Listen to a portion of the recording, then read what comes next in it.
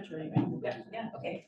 Awesome. Well, thank you all for coming. We actually have a really phenomenal turnout today. I think we have close to 60 people here in person, and then we've got another 10 people registered online. And we've got a really great eclectic collection of people here, from graduate students to faculty at the University of Guelph, to a wide variety of industry representatives from a huge assortment of sectors, to also government representatives as well. So thank you guys for coming out today, and I think it should lead to a really nice discussion.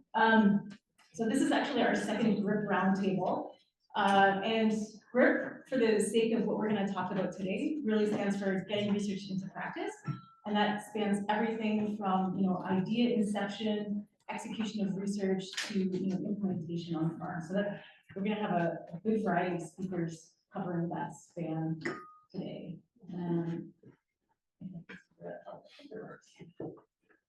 Nope, that was the wrong button.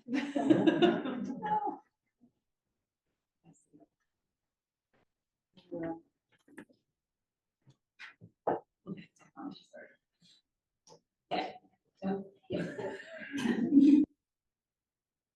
There we go. Okay, so this is the program for today. We have a couple of small changes. Mike and I are going to be a little bit fluid with the time barriers, I think, for us this morning.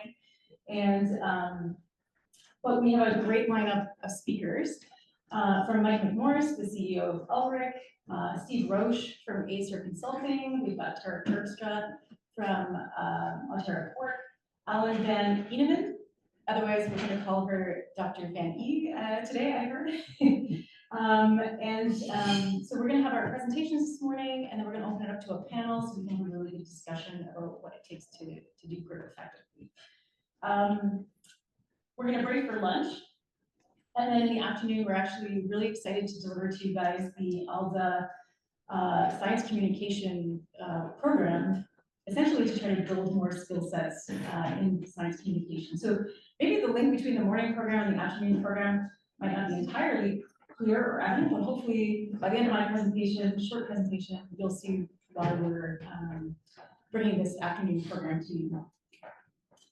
So I should start with just introducing myself. My name is Dr. Jennifer Ellis, and I'm an assistant professor at the University of Guelph. And my research focus area is actually animal systems modeling. I'm not an expert in GRIP, and I still consider myself an early career researcher. So in some respects, some of the content and what we're developing today, I am both the researcher and the recipient, I think, of that information. So it's been a really great perspective to bring to the table. But for my part, I've been really lucky to be involved the last 2 years in this project called 360 Degrees KTT, which has been funded by the OMAFRA KTT program, also my side program, LRIC and PIC. And this project, really the objectives of that were to facilitate knowledge transfer between industry and faculty, in particular early career researchers. So one of the things that Mike and Jean from Elora started, I think in 2020, was the early career mentorship program. And if you don't know about this, it's a really great opportunity.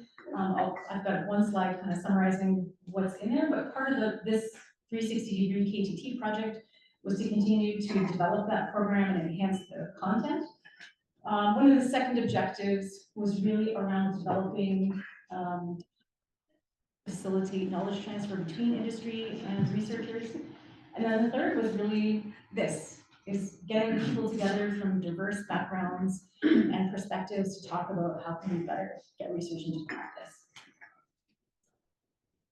So in terms of the mentorship program, this is kind of, not that you need to read all of this by any means, but this is kind of the program. This is the variety of kind of sessions and topics that it has gone through. Covering having representatives from various sectors to talking about NSERC Alliance funding, OMAFRA Alliance funding, approaches to science communication. So a really diverse group of topics. And then it was also enhanced to include the Elora Early Career Researcher Award to help some of the mentees get their research program off the ground. The second thing we did, right, was developing digital content. And I'll have to give kudos to Kendra Hall, who's also here. that if you go and watch some of these, you'll often hear her voice. So she was our student that really helped us kind of get these actually done. But what we developed was a 10-series podcast interview with various researchers from industry and academia who are successful at getting research into practice, to get their perspective on what does it take, what unique approaches have they taken. So this is a really great resource. The other thing we did was develop a 24-part episode interview of producers from a variety of sectors, essentially covering, what are the challenges that they face, how do they view innovations, what barriers do they face. So the group roundtables. So this is the second time that we've done this, actually. So that, on the left-hand side, that was our 2022 lineup. And of course, you're hopefully familiar with our 2023 lineup. We had a lot of great discussions last year. One of the things that came out of it was really, the idea that as researchers, we're often not trained in science communication. We're often not trained in marketing. We're truly trained as researchers. And so some of those skills that are required to communicate science might not be inherent skill sets that we develop. So thus bringing in the Ellen Alda workshop this afternoon. So to kind of incrementally take a step forward in building this skill set in our researchers and in our industry reps so that we can all kind of push the agenda forward together. In terms of the podcasts, I pulled a couple of clips from them just to give you guys an idea of some of the conversations that we had. These were the variety of guests that we did the podcast interviews with. So there was a great spread between academic researchers in industry, and also those from more an administrative point of view. So we have the Dean of OAC and Jessica Bose, who is the Assistant VP of Research, Innovation, and Knowledge Mobilization at UOG. So from a more what supports exist at the University of Guelph already in terms of KTT and GRIP. So there's really a nice kind of breadth of people that were interviewed for that. And I think if I flip to the next one, let's see if that works. Is that on mute? Working in industry, I remember my boss at the time saying, the difference between you enjoying this career in industry and not is whether you can let go of the pet projects, the projects that you're passionate about, but maybe the ROI is not there, and being okay with, axing projects when there's no value. So that's just a sample kind of some of those podcast interviews. So hopefully giving you just a taste and you can go and listen to the full ones. There was another really interesting one from Jessica Bose, essentially outlining kind of the university level supports in terms of KTT and knowledge mobilization and GRIP, and supports from whether it's protecting IP or sending things to think tanks. I think there's lots of good resources there as well. So my clicker's not working. Perfect. So if you want to listen to the full suite of them, these podcasts are available on Spotify. They're also available on Apple Podcasts, or you can go to the LREC website, and all the links to all the podcasts are there as well. In terms of the second thing that we did, which was the producer interview video series, these really were, trying to get, the producer perspective on, what innovations have, impacted their sector, where maybe future innovation is needed, where their challenges are, what are the barriers to implementing science, and how can we improve GRIP. So this is kind of the breakdown of all of the people that we interviewed. So we've got, poultry, beef, dairy, pork, and then also things like sheep and aquaculture and goat and equine. So there's a really nice diversity of people that were interviewed for this.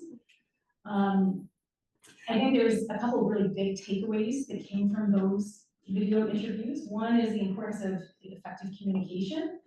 And the second was understanding, really understanding the end user. They're essentially who you're developing innovation for.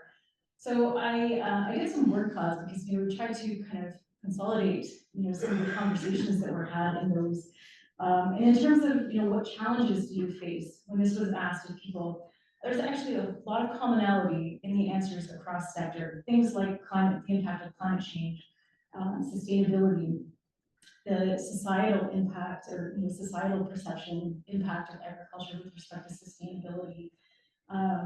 Things like raising without antibiotics, cost, and labor shortages. So there was a lot of kind of commonality in people's answers across sector.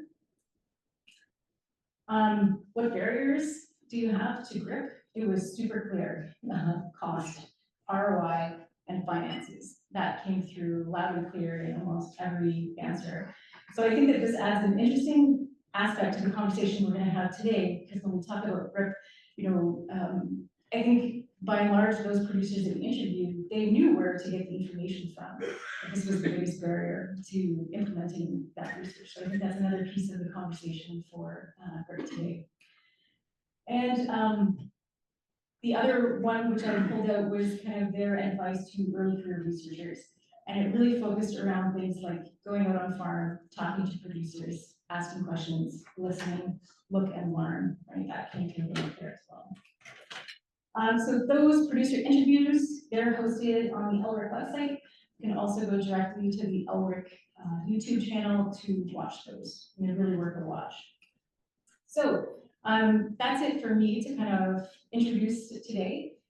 Thanks for being here. I hope we can have some really great conversations. In terms of the digital content, please feel free to use it. Use it for your own education, use it in teaching or otherwise education. And I hope today we can have a great conversation about kind of the future of KTT. So I think that's it for me. Thanks, guys.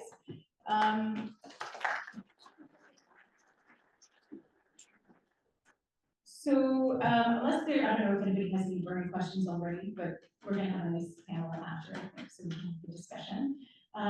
Our first speaker for the morning is Mike McMorris, who's the CEO of the Livestock Research Innovation Corporation, or LRIC. So for those, there are some students in the room as well too. For those that might not be familiar with LRIC, LRIC is really focused on driving innovation through the livestock sector.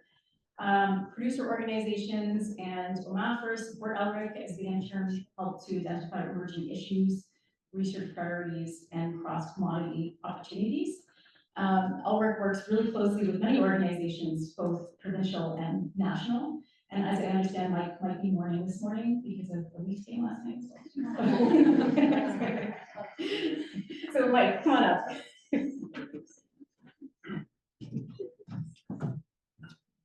Thanks, Jen. I did ask somebody, please, for the love of God, tell me why I'm a Leafs fan today. It's getting harder every year. I just want to say I am so excited when I look out at this crowd for a couple of reasons. One, it's a big crowd. And two, there are a lot of new faces.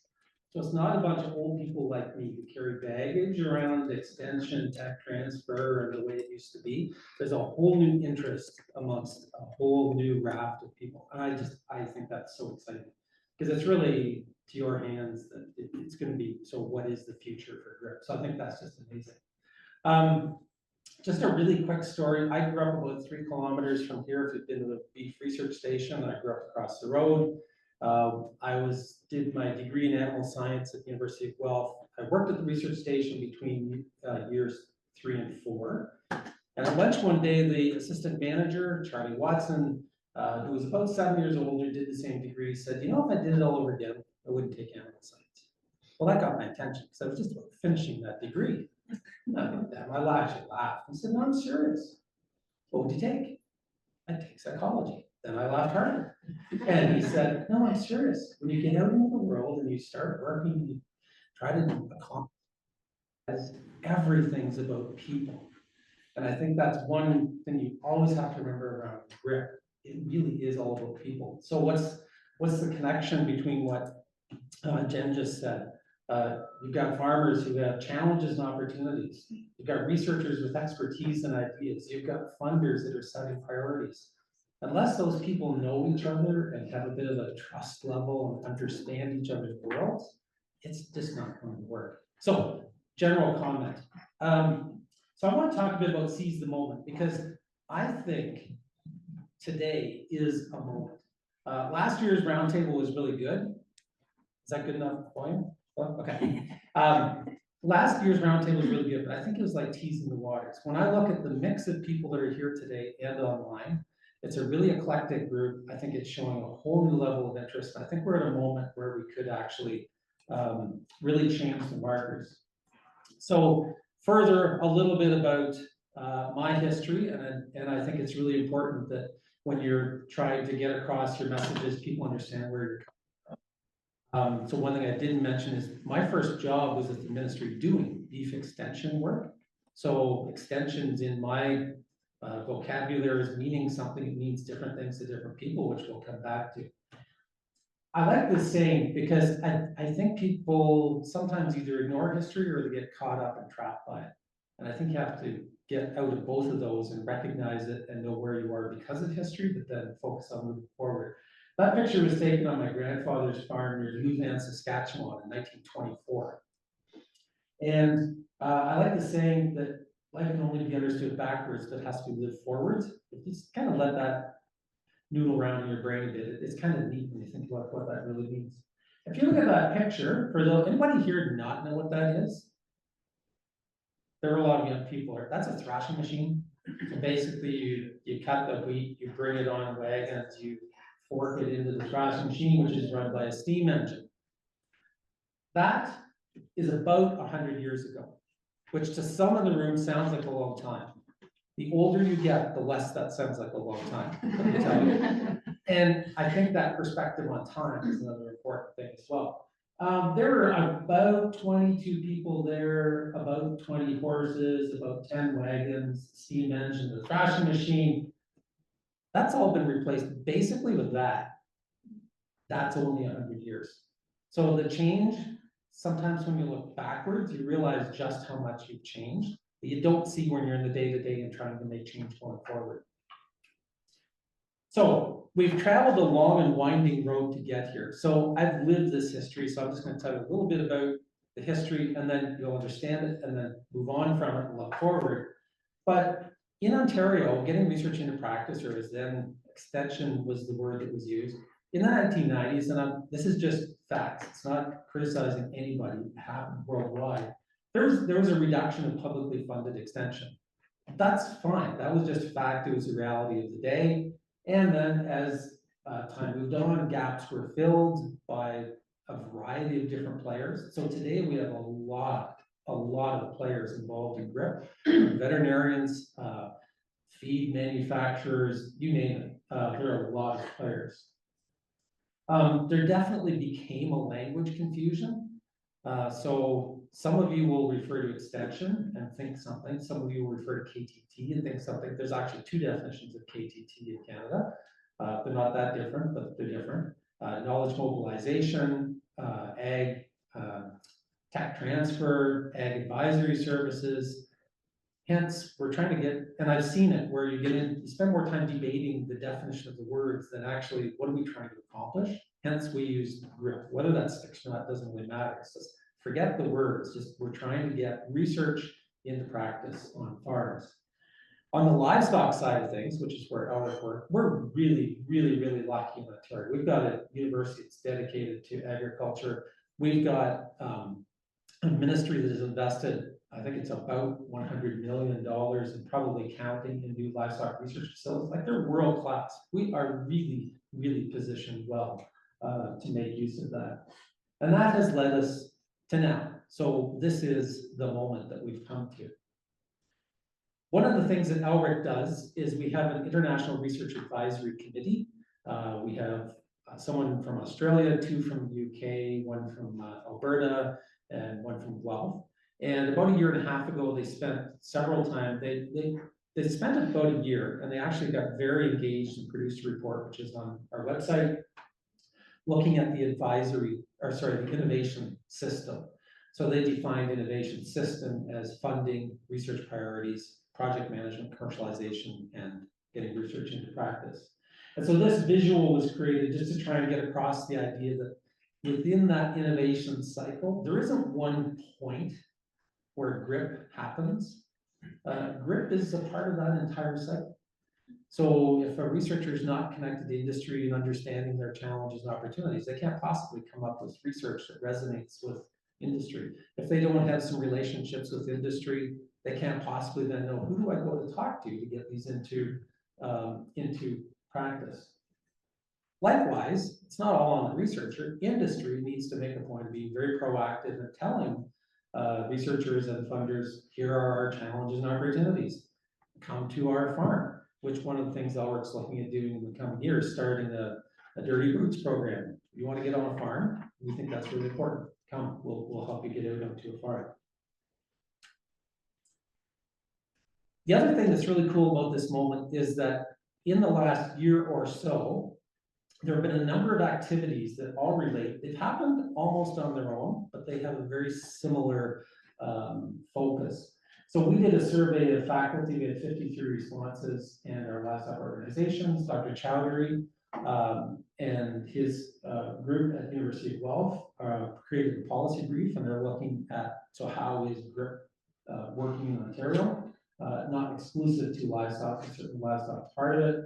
You've heard about the 24 producer interviews. Steve Roche, who's here, is going to be talking about the project he did looking at BMPs, what's the holdup? Why are we not getting faster adoption of best management practices? The minister herself did a survey, and there were 50 responses from livestock producers. And NAM, which is the North American Ag Advisory Network, which is something new. And we're really pleased that we had some people sign up to join virtually from NAM. I think that's just really exciting. And they did a survey. So all of these things really fall under the broad bucket of GRIP. So when you look at those, what you find are some pretty clear and consistent messages.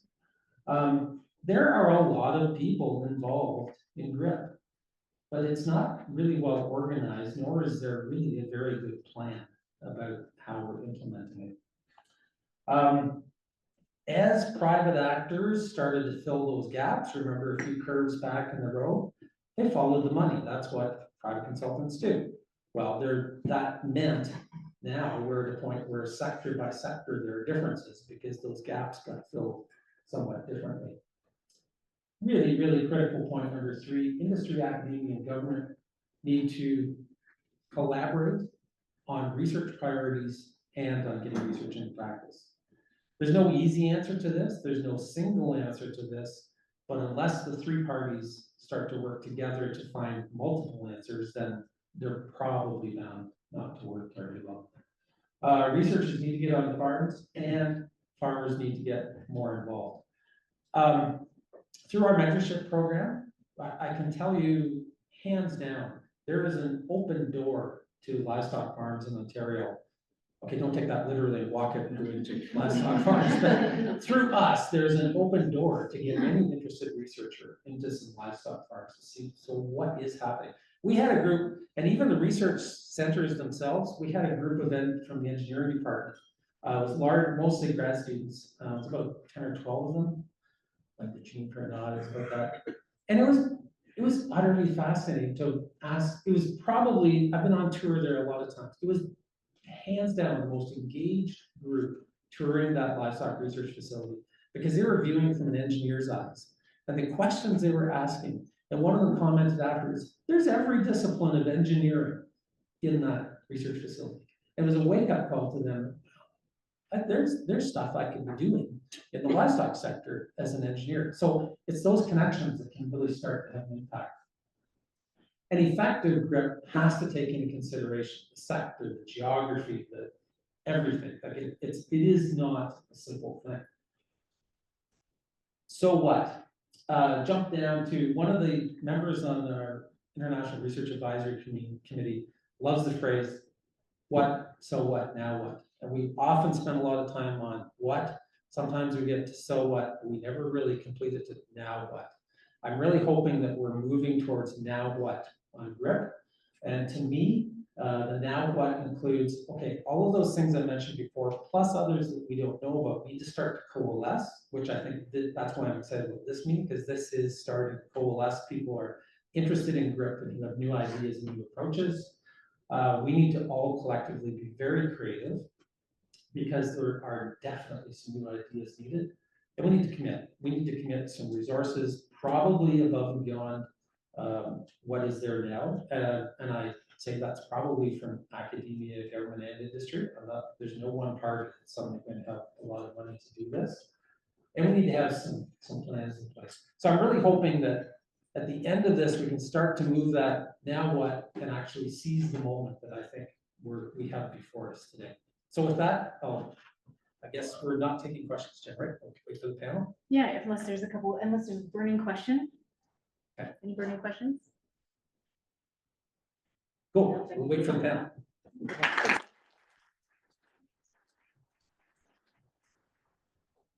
Thank you so much, Mike. Let's get the next one a little bit up. So our next speaker is Dr. Stephen Roche. He's the director and principal consultant for ACER Consulting. So ACER Consulting does a lot of things, like research and analysis of data, communicating results, as well as running training and education or evaluation workshops. ACER strives to find new ways to communicate technical scientific information and motivate adoption of information and motivate adoption of evidence-based recommendations. So I'm really happy to have you here, Steve, and Mother. Thanks, Jen. Morning, everyone. It's nice to be back here this year and get to expand on the results and the thinking of a project that we've been doing over the last little while. But I've peppered into my talk a number of results from other projects. The last 10, 15 years or so since my PhD in about 2010, starting that, I've been interested in extension or KTT. I'm with Mike on the language thing. I use them interchangeably. Extension is the one I tend to go with, but we are bogged down in language sometimes when we really need to get to the action piece for me. A quick story, I got into livestock agriculture and a passion for KTT in the context of a problem in the dairy industry around infectious diseases. At the time, there was a series of PhDs that had been done at the Ontario Vet College where I was doing mine, and they were successively working on how do we work on a chronic infectious disease in dairy cattle called Johne's disease, and what do we do about it? And tons of technical work was being done, applied on farm work was being done. We felt we knew what the BMPs were that needed to be put in practice, and a lot of them related to biosecurity and habitual routine. We need to make sure feces is not getting into places where we have naive animals. That takes a lot of effort on a daily basis to make sure that's being done correctly. Lo and behold, what was the barrier? Why do we continue to see infectious diseases being spread? Because we're not getting consistent adoption on individual farms, or if we back up and think about a population of farms, we weren't getting consistent adoption across farms. And as a result, we don't see a lot of progress. And so when I started my PhD, the question was why and what do we do about it? And so that's really how I got into this. And since then, I've been interested in continuing to ask those questions across a variety of specific BMPs, or even thinking about big topics. I look around the room and see lots of familiar faces that are working on all sorts of different problems within specific species or specific sectors, and many of us working across species and sectors as well. And so hopefully today I can share a few things with you that are distilled in a little bit higher level in terms of the results we've come up with a few different projects that really try to focus in on what's the holdup? Why do we see a lack of adoption on things that we think we ought to see consistent adoption on, and what can we do about it? So this was the challenge, what are the barriers, what motivates change? We are not the first people to ask this question. In fact, this question was posed by the Ministry of Agriculture. We responded to a request for proposals around this from the Ontario Agri-Food Research Initiative. Plain and simple, what are the barriers, what are the motivators of on-farm change? It's a huge question. There's been a ton of research in human psychology, just trying to understand why do people do what they do. Decades and decades of research that's built off of it. Farmers are just people at the end of the day, and so we can use and leverage a lot of that work. We don't need to come at this and rethink this in all ways and forms. And so we've leveraged a lot of that to try and understand and ask that question. There we go. So I usually joke and say, why do people do what they do or not do what they don't do? Well, when we think about a population, we tend to experience all of these and more. We have people that want to be blissfully ignorant about situations, have the head in the sand. There's folks that don't want to do anything and hope that there's going to be change. We have folks that are looking for to be told that what they're doing is generally aligned with what's expected. And then there's folks that are genuinely ambivalent. And you can appreciate at this bottom left situation, there are very few instances in farming where there is one clear path. There is one clear option that's suitable across farms. So we need to figure out how do we talk about this? How do we engage with producers? How do we help them understand what's applicable on their farm? And a theme you've heard already from 2 presentations is this comes down to people. And I'll add another one, this comes down to relationships, not just with farmers, but with our supply chain, with our ecosystem, all of the folks that are responsible for generating new knowledge, for helping to communicate why it's important, to adopting it on farm and everything in between. So what did we try to do? Well, we had this project that said, okay, well, what do we know, right? We know that we know quite a bit in different contexts, some in agriculture, much outside of agriculture in terms of why people do what they do. And so can we synthesize some of that? Can we work based on an understanding of what others have done? Then can we engage farmers? We actually did over 40 interviews with farmers and over 20 interviews with advisors, trying to understand what makes people tick. We had to choose, or we decided it was better to choose a topic to focus on rather than just go to people. If I asked you right now, why do you do what you do? Big question, right? There's a lot of things, and it depends is the answer in 9 times out of 10. So we chose animal welfare. Not a specific BMP within animal welfare. We agreed as a research team that most every sector is dealing with some animal welfare expectations, from quality assurance schemes to on-farm expectations to animal welfare is pretty darn important in the livestock sector, no matter what you are, for your bottom line, for consumer expectations and everything in between. So we chose that to focus on, and we interviewed them and talked to them about why they do what they do in the context of animal welfare. And we focused on synthesizing those results into some recommendations that I'm going to share with you today, and then develop a number of tools that can support others, perhaps you in this room, to try and figure out how can you use these results to inform and influence your own groups. So what's driving change? I'm not going to talk about the little gritty things that we heard in each interview. I'm going to share some things, some concepts that you might be able to use to apply to your own work that appear to be generally true of the population that we interviewed, as well as a variety of other populations of farmers, of advisors that have been evaluated and studied over the years. To do that, you can dip into psychology. You can dip into theories of human behavior. Now, I'm not going to get too deep into this, but I think for those of you that are less familiar with this, this offers really strong frameworks for understanding and thinking about how can we influence people, broad categories of people. This one's called the social ecological model. It basically talks about 5 spheres of influence. Those spheres of influence we all have come to appreciate can influence us, can influence others. It starts at the bottom, talking about individual or interpersonal characteristics. You need to have the skills to be able to get to implement something. You need to know enough and how to do it and what you need to do in the first place. We all hold attitudes and beliefs about our ability to do it, as well as whether or not this is the practice we should be implementing.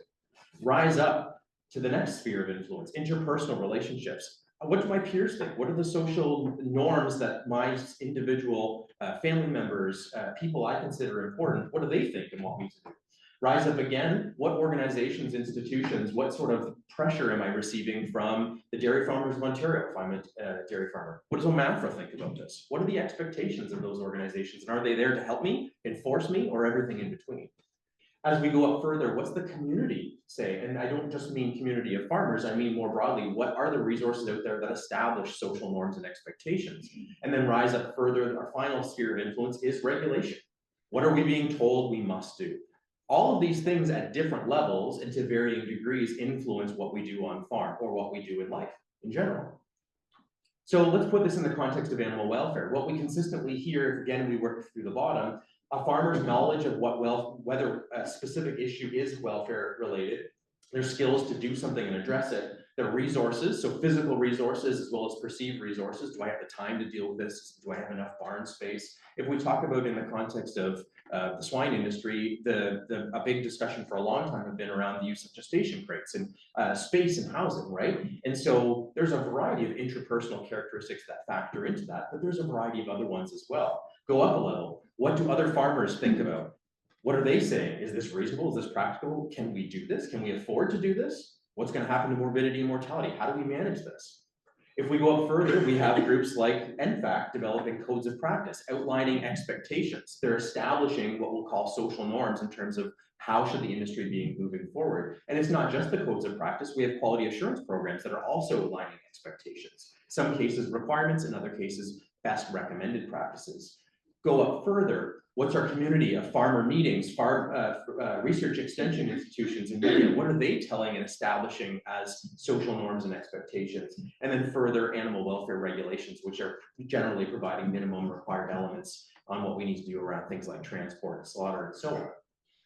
These are the dynamics that at different and varying levels influence our farmers.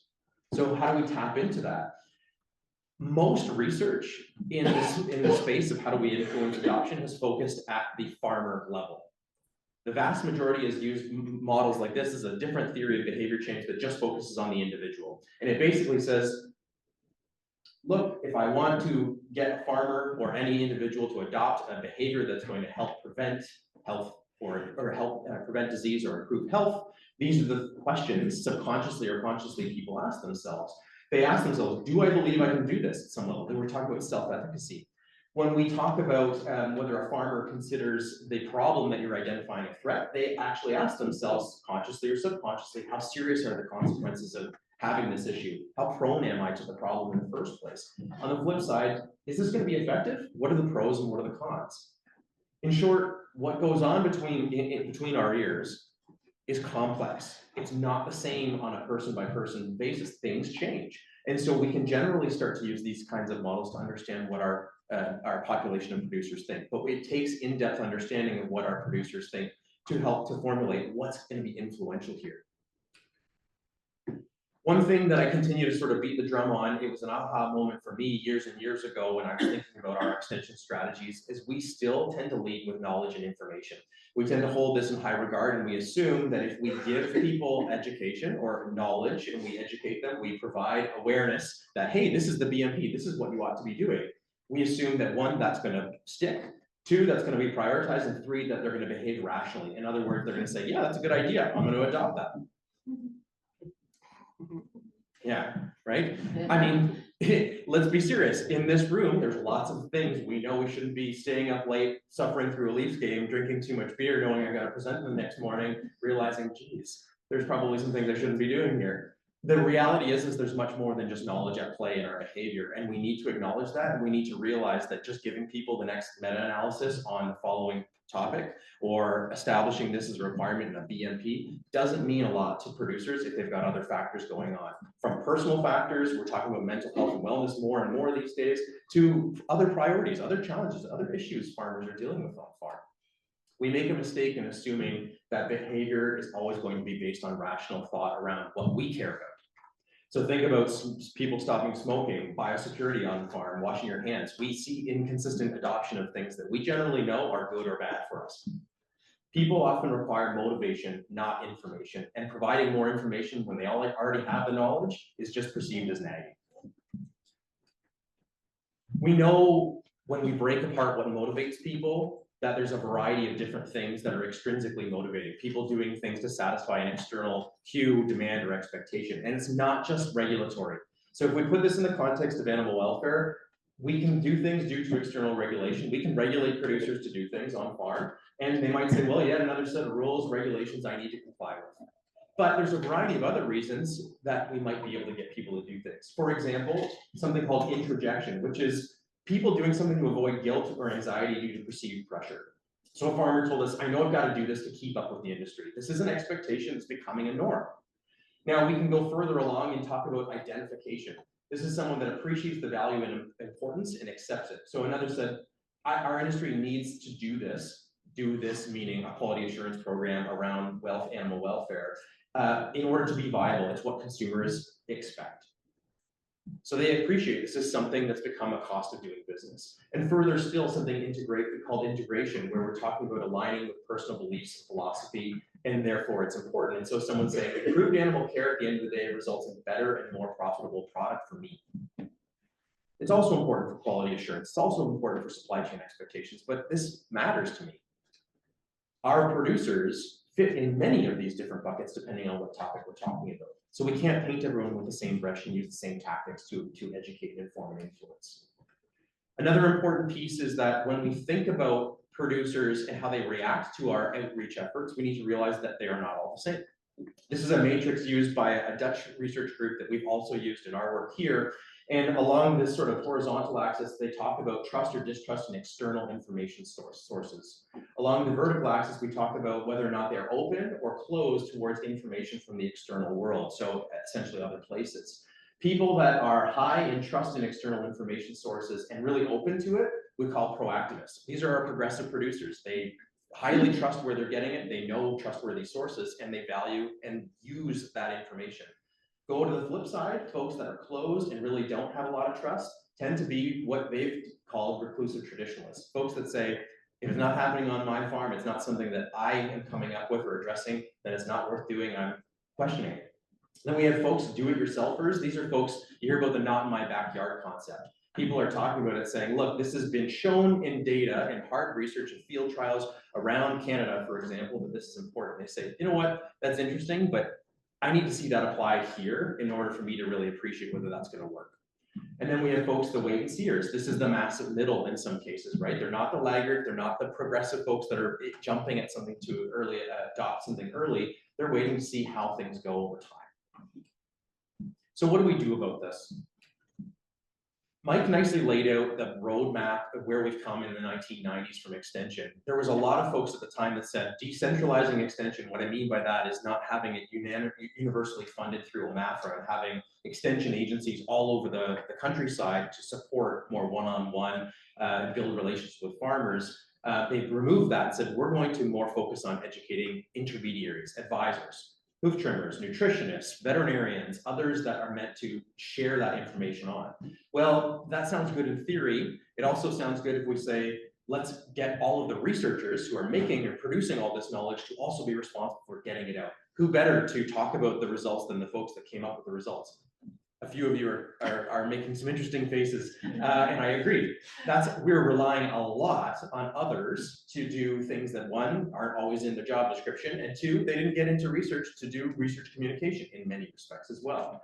And so we still see a top-down banking principle that let's fill people up with knowledge, and then they're going to take that knowledge and run with it, and they're going to consistently run with it. That's still predominant today.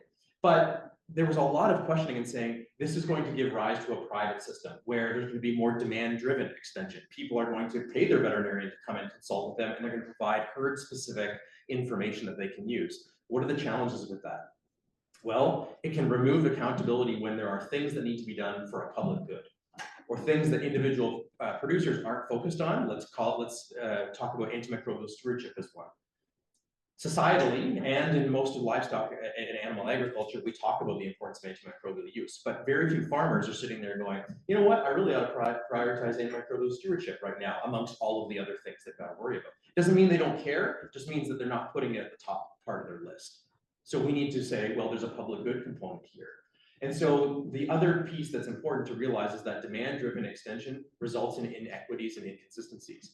We all appreciate Ontario alone is a big place. We have veterinarians that in dense regions of where farming is dense. We have other areas where farms exist and we don't have a lot of support services or a lot of advisors. And by the way, who's mandating that all veterinarians are speaking about the same topics with their producers from side to side of the country or of the province? People go where the money is. People talk about the problems that their individual herds or flocks have, for example. And so again, we can have inconsistencies. There's a need for us to centralize some of this stuff to be more considerate about how we share information and influence people. So a last couple of comments for you here. For me, at some level, it is all about understanding the mindset of the people that we're trying to influence in the context of what we're trying to influence them about. So Jen, you had it on your slide. Mike, you had it there. We need to understand people. We also need to build relationships with people to understand what makes them tick in the context of what we're talking about.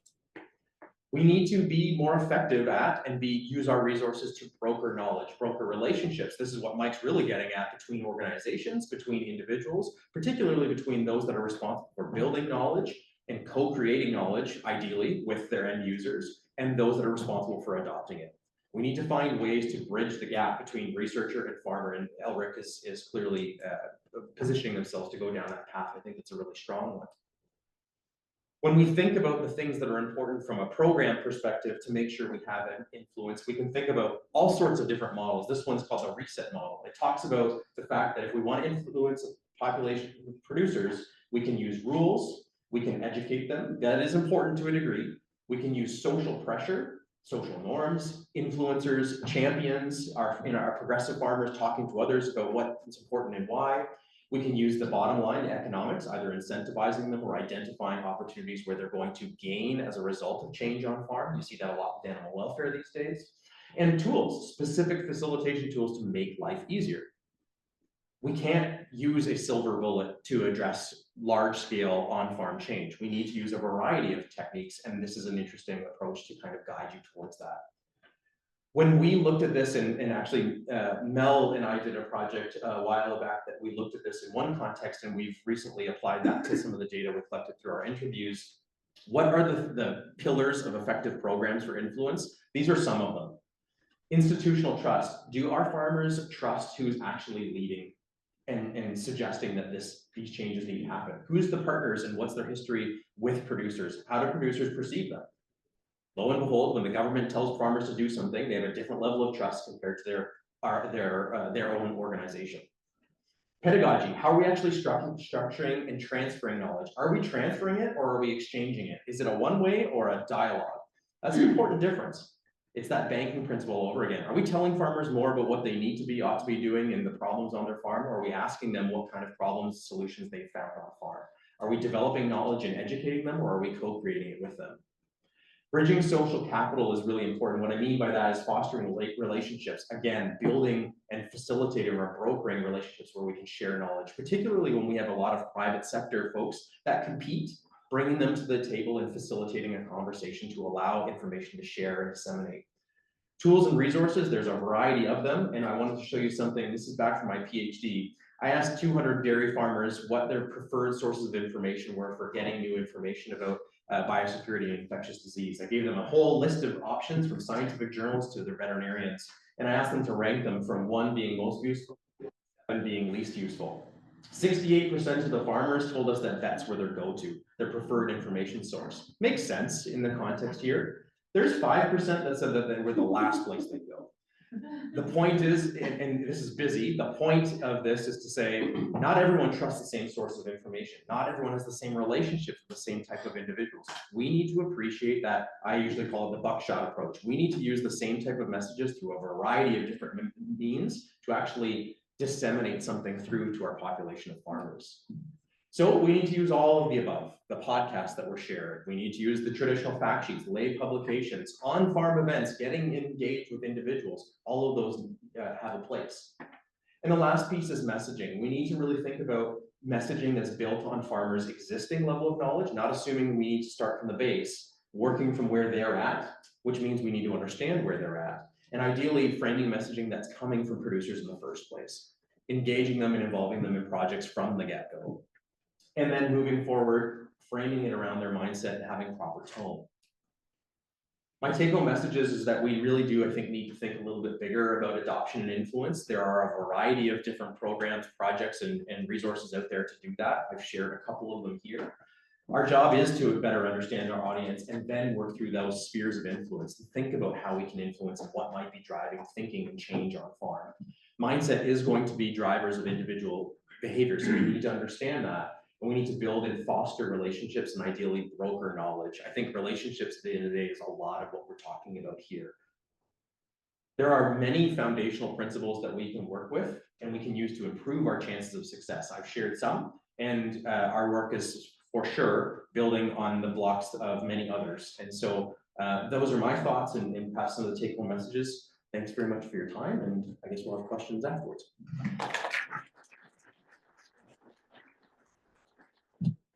That's wonderful. Thanks so much, Steve. So next up, our next speaker is going to be Terpstra. She is the vice chair of the board of directors for Ontario Board.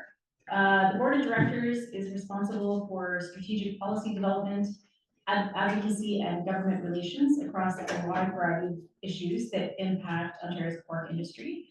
Tara has chaired the research committee at Ontario Pork for the last 2 years, as well as served on all of the research files for Ontario Pork. She's also a board member for the Prairie Swine Research Center and the National Research Board Swine Innovation Pork, as well as Elora for the last 2 years.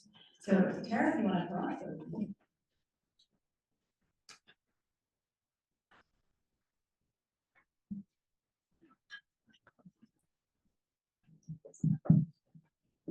She's taller than I am.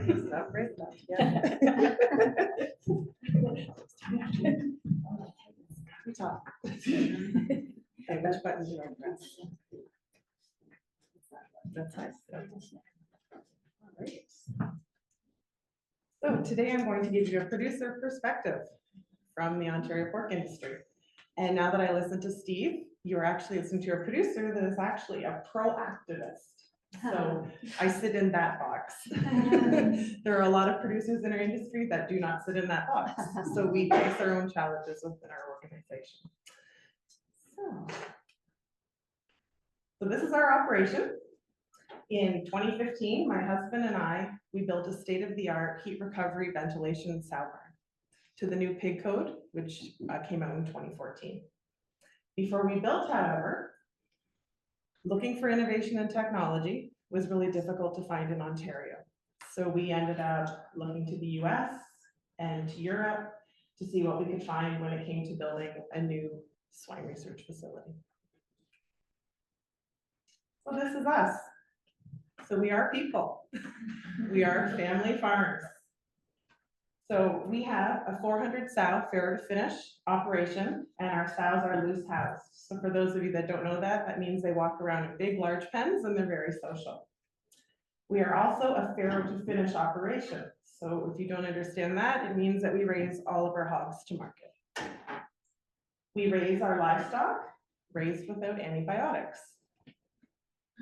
And we are also a land-based operation, which means that all the crops that we grow on our land gets fed back into our operation. We actually have a liquid feeding system in our grow finish barn, which actually allows us to feed high moisture corn and also many byproducts from like whey, corn distillers. We feed an extruded soybean product. So it allows us to be a little different when it comes to some of our swine diets. We don't have any heaters in our new sow barn. So in the winter time, we actually have big units on the outside of our barn that act like big radiators and recycle our heat loss. So there's a few clips here of the inside of my swine operation. My sows all have RFID technology, so I'm able to precision feed all my livestock. My farrowing rooms, I actually use boilers instead of electric heat mats for my piglets. And all my farrowing crates actually have microclimate lids so that I can actually keep the temperature in my barn lower and use less energy. So I'm always looking for more efficient ways with spending less money. So over the last 3 years being on the Ontario Pork Board of Directors, the government narrative has made me very aware of what's happened in international markets around the world. It has sort of shown me over the last few years the need of having scientific data to push back on false narratives and definitely negative agricultural policies. So how I find research, and actually Steve did a good job sort of mentioning a few of them. I would say I find research on many platforms. I like articles in print, which I thought was interesting in your one slide. Monthly newsletters that come from my veterinarian, which again was on your slide. I like listening to podcasts when I'm in the barn working, as long as my internet is stable. I enjoy reading about what other producers are doing. I actually feel that sometimes research is more tangible when another producer is already doing it. So I trust my fellow producer first. I really enjoy going to industry meetings. It's been tough during COVID, but that's where I would say I have learned the most about research because it's a social setting. The researcher actually turns their research into a language that I can understand as a person, because I don't speak researcher language very well. But I'm socially engaged in a setting like that. So something else to mention too is when it comes to cluster research at the national level, a lot of producers won't even know what that is. So I find that type of research ends up in the hands of the farmer, typically through our genetic companies, our veterinarians, our feed companies, and our nutritionists. So there is always the need for research. And I would say I adopt research quicker on my farm when I'm struggling with something in the barn or I need to make farm improvements. I always want to care for my animals as a farmer, and I want to be a steward of the land. I'm looking at ways to be more efficient with less.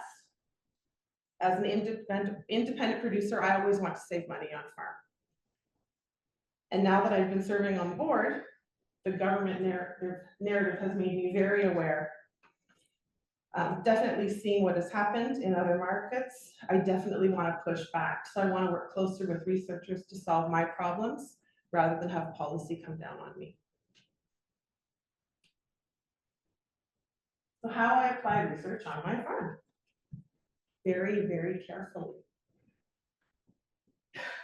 It's one of those things where in a commercial operation, we are not a controlled setting. We have many things going on.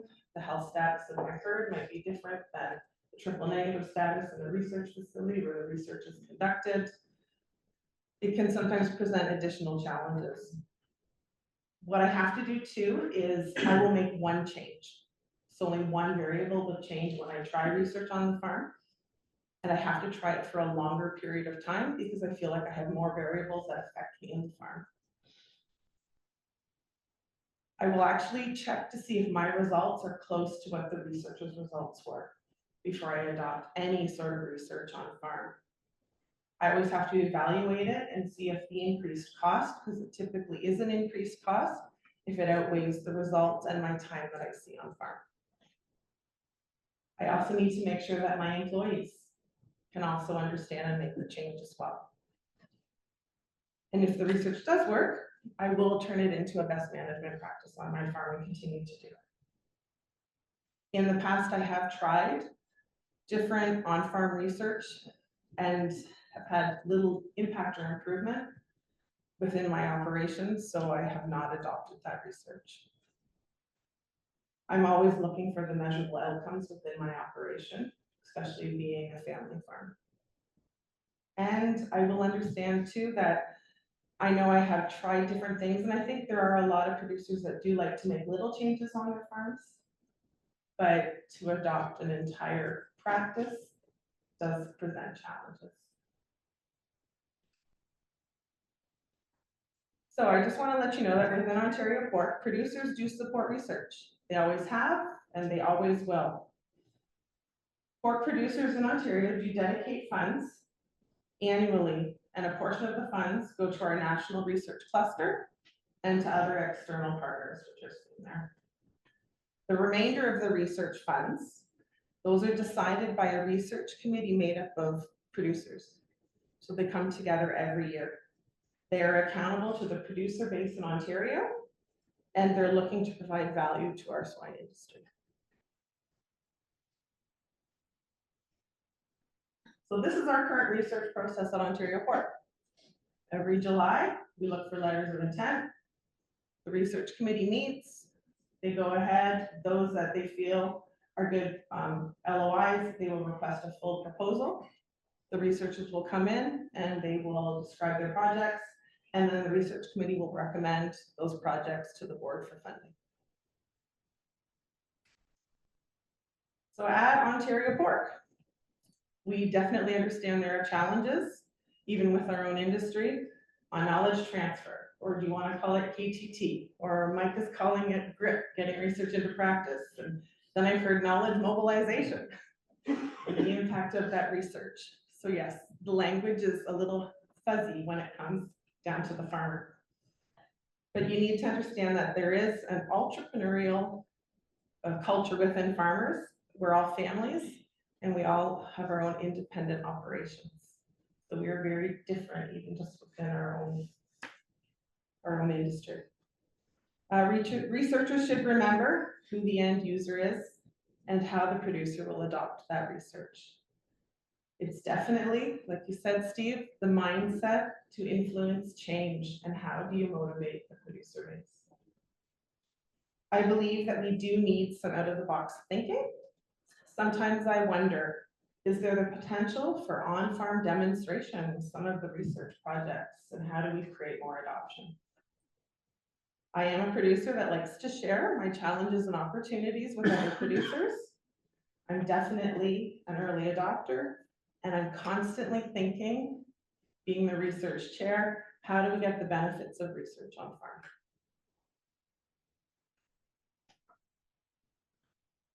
So at Ontario Pork, research hasn't changed in 25 years.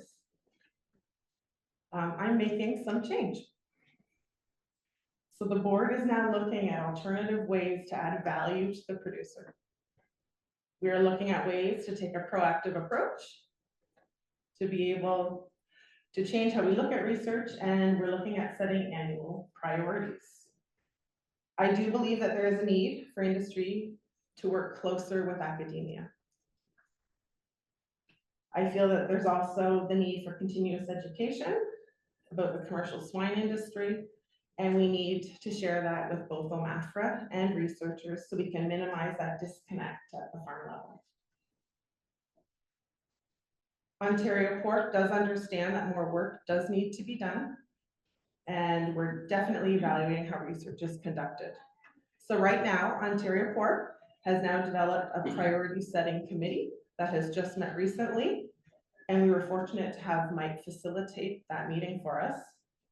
We have now come up with research priorities for our industry, and we're also creating a different conduit for research during the year that falls outside of our standard LOI process. And it's going to focus on needs-based research that's coming from the producer and different industry groups like Swine Health Ontario, and we want them to be an integral part of that process because there's a lot of veterinarians that sit within that group. So we are going to come up with a needs-based question, and we want to go back to the research community on how to solve it. So we definitely need to work together. We need to work with other organizations like Elora, other like-minded commodities to help facilitate positive change. And we've only just begun, and it's definitely a work in progress in Ontario Pork.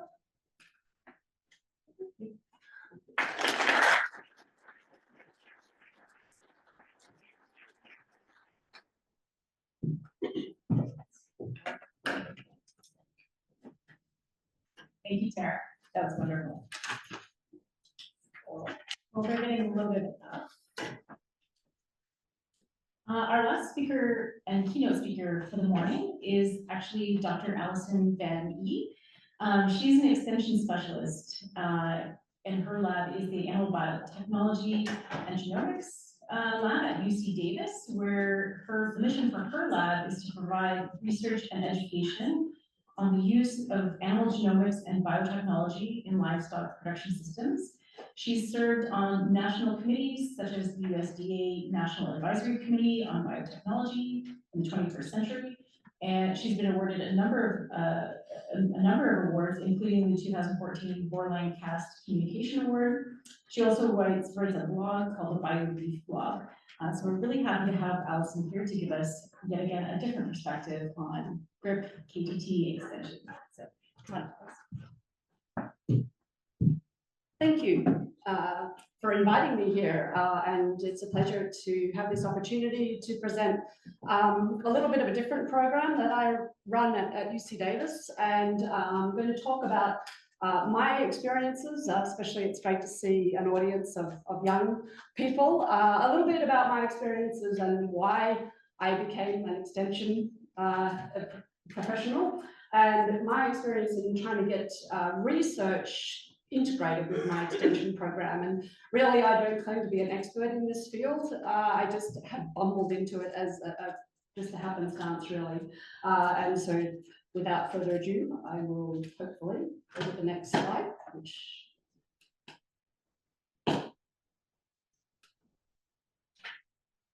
Am I pushing the right button? No, there we go. All right, so let me give you a little background. Eleanor was going to tell you about storytelling, so I'm going to start about storytelling.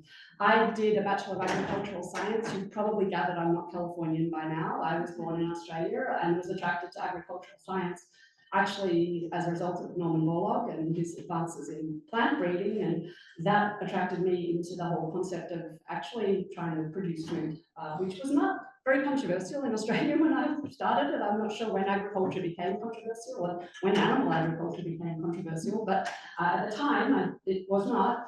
And you may notice that it's like, well, that bachelor's took her a year too long. And there's a little story with regards to my entire life, and that is I'm very easily distracted. Oh, squirrel, look, there's a squirrel. I digress. And so during my bachelor's, I had to do 3 months on practicum farm experience. So I'm actually from the city in Melbourne. And I thought, well, okay, I have to do 3 months. What the heck? Let's move to America. I did on practicum farm experience at Texas at an embryo transfer and semen collection ranch for Santa Gertrudis cattle. Moving from Melbourne to Texas was quite the culture shock. Working on a Santa Gertrudis ranch collecting semen and ovaries was quite the culture shock. And I actually also started my bull riding career there. And there I am. That was Big Daddy, and I stayed on way more than 7 seconds. I could have stayed on for 7 hours because he was a very classy bull, so that was not that hard. But that gave me the opportunity to really start to understand agriculture and become interested in animal breeding. So an internship, which happened to end up being a year, was what sparked my interest in agriculture. And my interest in maybe doing an education abroad year at the University of California, Davis. And so my senior year of my ag science, I did there. And there I had an opportunity to do an internship with a professor, Dr. Juan Medrano, doing mouse work, which kind of started a very long relationship with this university. Now, I planned to go back home, and I did go back home, and I got a job as a development scientist with an known as Cooper's Animal Health. And it was a really fascinating job. It was translating research to practice and doing some really cool experiments, like giving sheep chemicals to chemically defleece them, because we don't have enough labor to do shearing in Australia. There's a lot of sheep, not a lot of people. And this worked spectacularly well.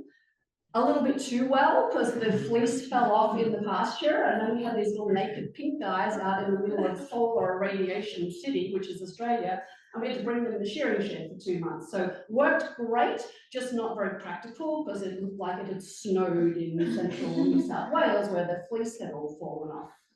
Also did some work there, and maybe ahead of my time here with some of my ionophore work, being dosed with a Reuben bolus, which is now what they're proposing for some of the greenhouse gas drugs that might help with methane reductions.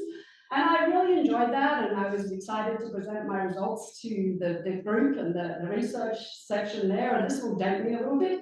This was 35 years or so ago, and I was told by my manager that I was very not able to present my results, because that was really a man's job, but I was most welcome to attend the cocktail party following the presentation of the scientific results, at which stage I kind of said, well, okay, I think I might go do my master's at UC Davis. And so come 1998, I accidentally immigrated to America. I did not plan to move permanently, but I started to do a master's there in animal science and was awarded that in 1990. And I said, oh, thank God, I'm never going to do any more study ever again in my life. I'm sick of school, I want to get a job. And so I got a job in cooperative extension.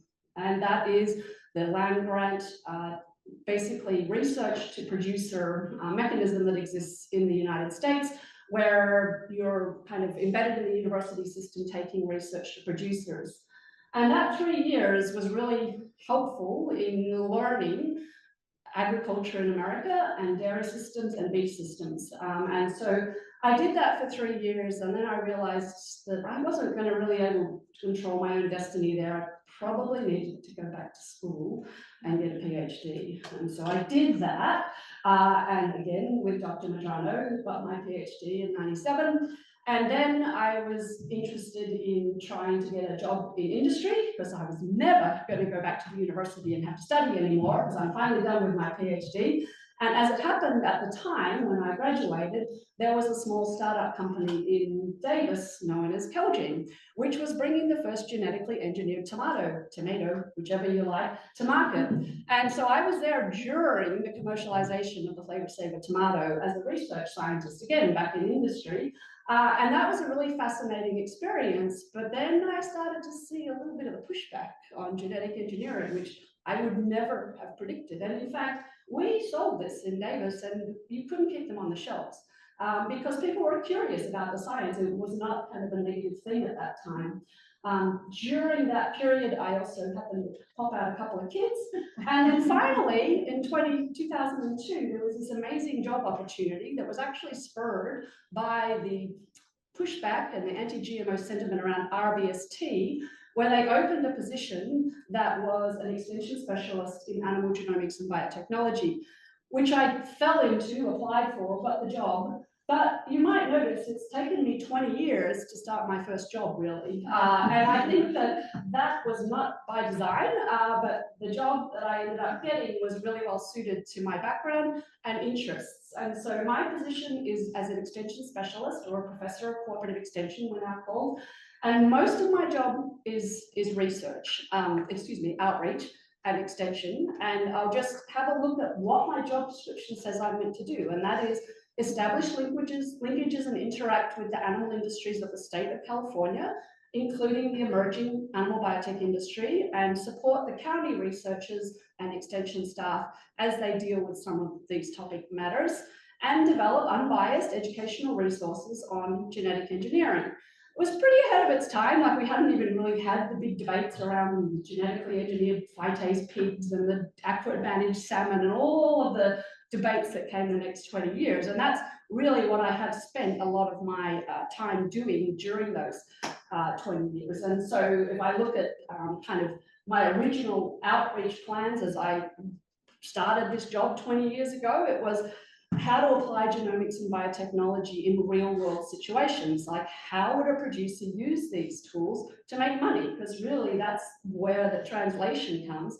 And how would DNA testing be used to make money in the commercial sector for a beef producer? How might you use parentage testing in beef herd and multiple sire breeding schemes? How would you use micro-assisted selection for product quality traits? How would you get incentivized for processor traits if you're a cow-calf producer? Working with biotechnology specialists in plants to actually develop educational materials for the general public to try to help with the kind of the misinformation around GMOs. And then working on policy as it relates to transgenic fish and more generally the regulation of transgenic animals. And that's pretty much what I have ended up doing my life. And it's been really fascinating. And I love speaking to different audiences and trying to see what my shared values are with those audiences, anyone from beef producers to Greenpeace to dairy producers to the general public, parent groups. You have to know your audience and what are your shared values there, or else you're going to walk into a minefield. And I think as extension personnel, or more generally, I would argue agricultural scientists working with producers, you're a little bit translating between different worlds. And so if I look at this as one of my favorite pictures, you know, I probably don't have a lot in common with these clientele in terms of many of our political viewpoints. I might have very little in common with them in terms of our recreational hobbies, but I do have a shared interest in improving the efficiency of beef cattle production, and in this case, reducing the incidence of bovine respiratory disease. And so how do you work with clientele where you have that shared interests and use terminology that will not put them off, or use even the way you phrase what you're doing can alienate your audience very quickly, or it can get them on side very quickly. And I think that being a little bit of a chameleon is part of the job if you're working with producers and if you're coming at it with terminology that is understood by them and also doesn't alienate them. And I think that's a really important thing to consider. So that's the extension part. That's, I would argue, the easy part. So the other part of my job is the research side. And so 25% of my job is research. And it was conduct fundamental research and other creative work in collaboration with producers, veterinarians, etc., on topics of interest to you, including genotype assessment of farm animal populations, etc. And then plan, conduct, and publish research of applied research creative activity directed towards the resolution of significant issues or problems in genomics and biotechnology in collaboration with others. And it should emphasize how you could use genomics and biotech for improving ag production systems and improving human health and well-being. And when I first started at this, I thought, okay, I've got my extension 75%, and over here's my 25% research. And that's a molecular lab. That's an expensive beast to fund, and you have to come up with how you're going to make that happen. And so when I first started this, I was like, well, I'm going to do transgenic animal research. Like I worked at Calgary, I worked with these flavor saver tomatoes. I'm going to work and make cows that are going to produce high omega-3 fatty acids, healthy milk for the consumer, because that'll be a good consumer trait and that'll help with the adoption. Because we keep hearing, you know, we've got to target consumer traits, the GMOs.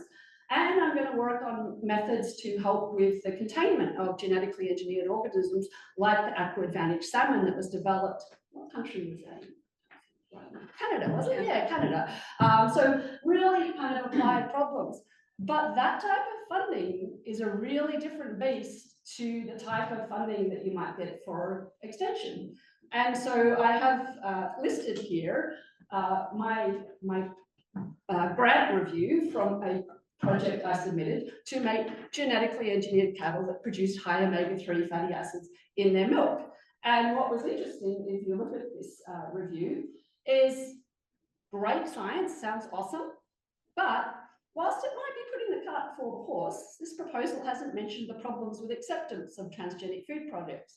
Given the pure and wholesome public perception of milk products, it will be particularly difficult to gain widespread acceptance for transgenic milk products despite their health benefits, and this might actually make it worse for the American dairy industry. So, okay, but we were trying to make something that was going to have a consumer benefit. And if we can't do that, then we're never going to have a consumer benefit, and then we're going to have this continual pushback. And further, and I think this is, looking back at it in hindsight, I think quite a funny statement that they have here. I'm not getting anything happening with the clicker here. But the other, what's going on? I don't know. Okay, the other concern they had is that the investigator is young. Well, I just like to remember that 20 years. I was 42 with 2 children by this time. I wasn't exactly young. I might have been a new researcher, but I was hardly young. And she seems like she's going to be okay, you know. But from her background, it's not clear why she doesn't have an appointment as an assistant professor. Well, I was an assistant professor of extension. I'm sorry it wasn't research, but that type of thing made me realize I'm going to have trouble getting funding here. And about 2 years after that, the USDA stopped funding all transgenic animal research. Well, crap. What am I going to do with my program? Like, you just switched off the spigot, and no sensible industry is going to invest in it if you can't do anything with it. So what am I going to do? And so it was really then, oops, now I'm pushing too hard, go back, that I realized that what I'm going to have to do is synergize these 2 enterprises. They cannot be different beasts.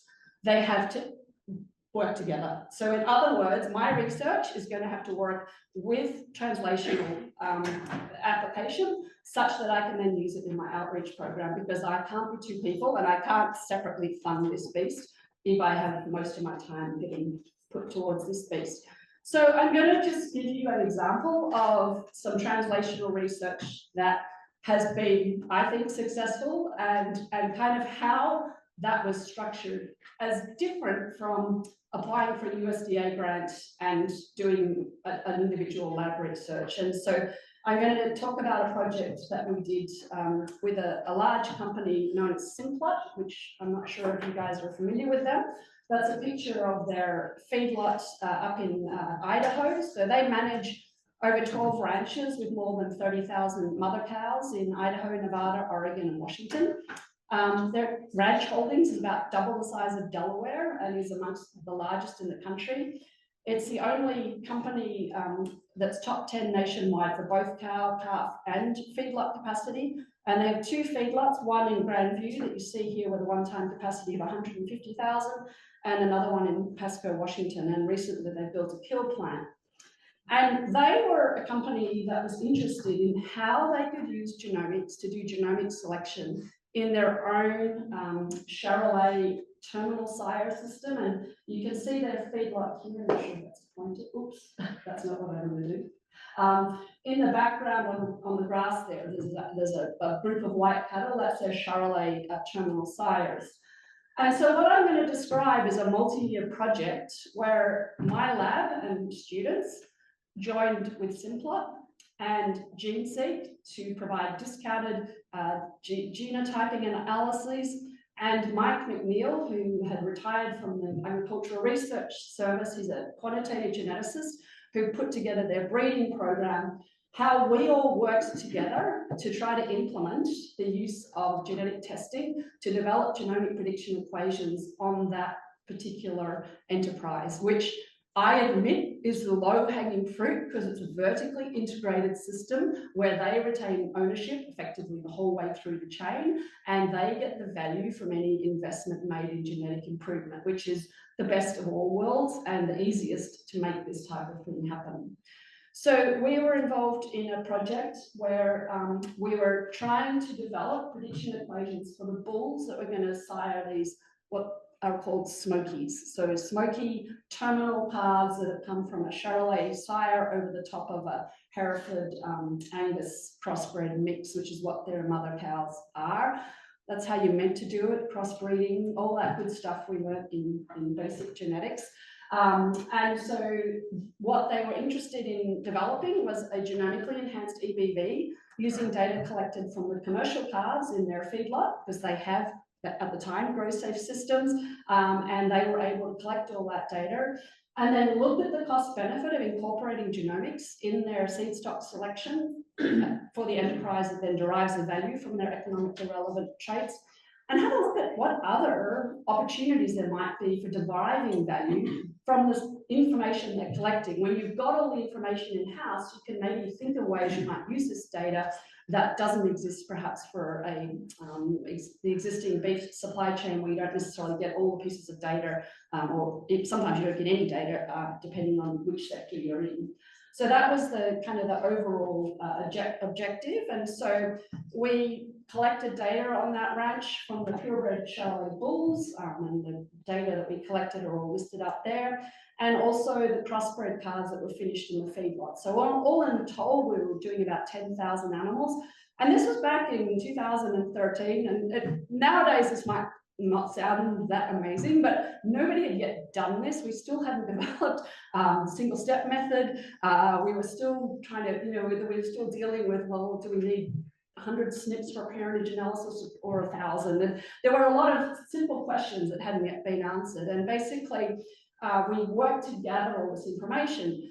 And that might sound trivial, but it's actually not to implement that on a commercial ranch. And so one of the important things that kind of my lab was involved with is, well, what's the best way to collect the data in an idiot-proof way that we can make sure we have the data connected to the right DNA, connected to the right animal? And so at the time, this was new. We were trying the new tissue sampling units and setting it up in a way where the animals would go down different chutes depending on which string they were in and what was happening to them. And basically, it was this guy who's a master's student with me that really went out on the ranch and worked with them to get this up and running. And I think that what the university brought to the table was young, enthusiastic student who really wanted to make this thing work. And you can see Brian there without his cowboy hat on, helping the workers there start to collect all of this data. And then, God damn it, if students don't do what students do, he decided he wanted to go off and go to vet school. And so he did. And so he worked on this project through 2013 and now went to vet school and now is a veterinarian for a small, well, it's a family farmstead cheese operation and is very successful in that. But as an academic, you've set this up with industry, and the main person that you've got doing this project just left, and you're like, crap. Anyway, so I brought in a new postdoc who was really good at running single-step BLUP and all that good stuff. And so quantitative geneticists have their place. So the good news is we had all the data collected. Now we needed someone that knew what to do with all that data.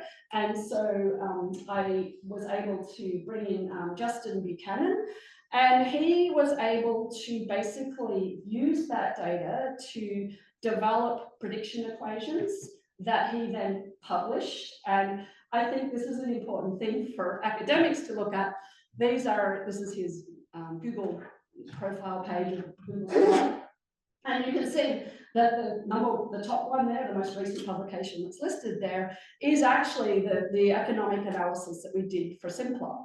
And it's got a grand total of 1 citation. Well, that might be not great for your H index, but this is a company that has actually adopted this and is now using it on hundreds of thousands of cattle. And so the industry impact of that paper is big. The scientific one is virtually 0. And so sometimes the incentives that we have as researchers don't really accurately reflect the translational importance of the work we're doing. And so what was really cool for Justin is that we ran this project from 2013 through 2017. We gathered all this data, and then we stopped doing the project because they poached the postdoc. And so then the postdoc went and worked for Simplot, and so I lost another one. But the good news is these guys are all getting poached to go off to industry to work in really important positions. And if that's not our job as academics, then I don't really know what is. And I think it's interesting, he was interviewed, this is Justin now with the Charolais cattle behind him there up in Idaho. You can see he's transformed from California into an Idahoan with the crossed arms now. And he says a lot of good research comes out of academia, but there's not always a chance to apply it in industry. A collaboration like this gives Simplot the opportunity to transfer that knowledge over to industry and use it in a meaningful way. And I guess that to me is GRIP in action. And it really required everybody to have a little bit of skin in that game. I had student payment. Simplot obviously had all the data collection, which, you know, on that number of animals is not inexpensive. GeneSeek gave us a little discount because they weren't stupid. They adopted this, which they now have, and they use this to do their selection and their genomic predictions. Then that's a customer that they're going to grab. And so I think that it was quite successful. And then finally, and I guess this is just something that you couldn't have predicted, is that now Justin is doing his own research using phenotypes they're collecting on that feedlot. And so we have a real problem with congestive heart failure in late stage black-coated animals, especially if there's large heat swings. And there's nothing more devastating for profit than having a fully finished fat black cow or steer drop dead. And what they're able to do, because they have their own collection or slaughter plant, is they can go through with animals that have got obvious heart failure, and they can collect DNA from peers that went through at the same time with the same kind of background in terms of genetics and didn't have that problem, and start to do a GWAS to see if they can find loci that are associated with congestive heart failure. And so it's gone from having a university involvement to basically no university involvement. However, you've still got, you know, people that know what they're doing. So the quantitative geneticists, you've still got Mike McNeil in there guiding the whole thing. And then now we start to see the integration of Jesse Hoff from GenCove using low-pass sequencing instead of genotyping with SNP chips. And there's just this evolution that's happened in the absence of any academic influence. And I think that's a really nice success story of how this can work.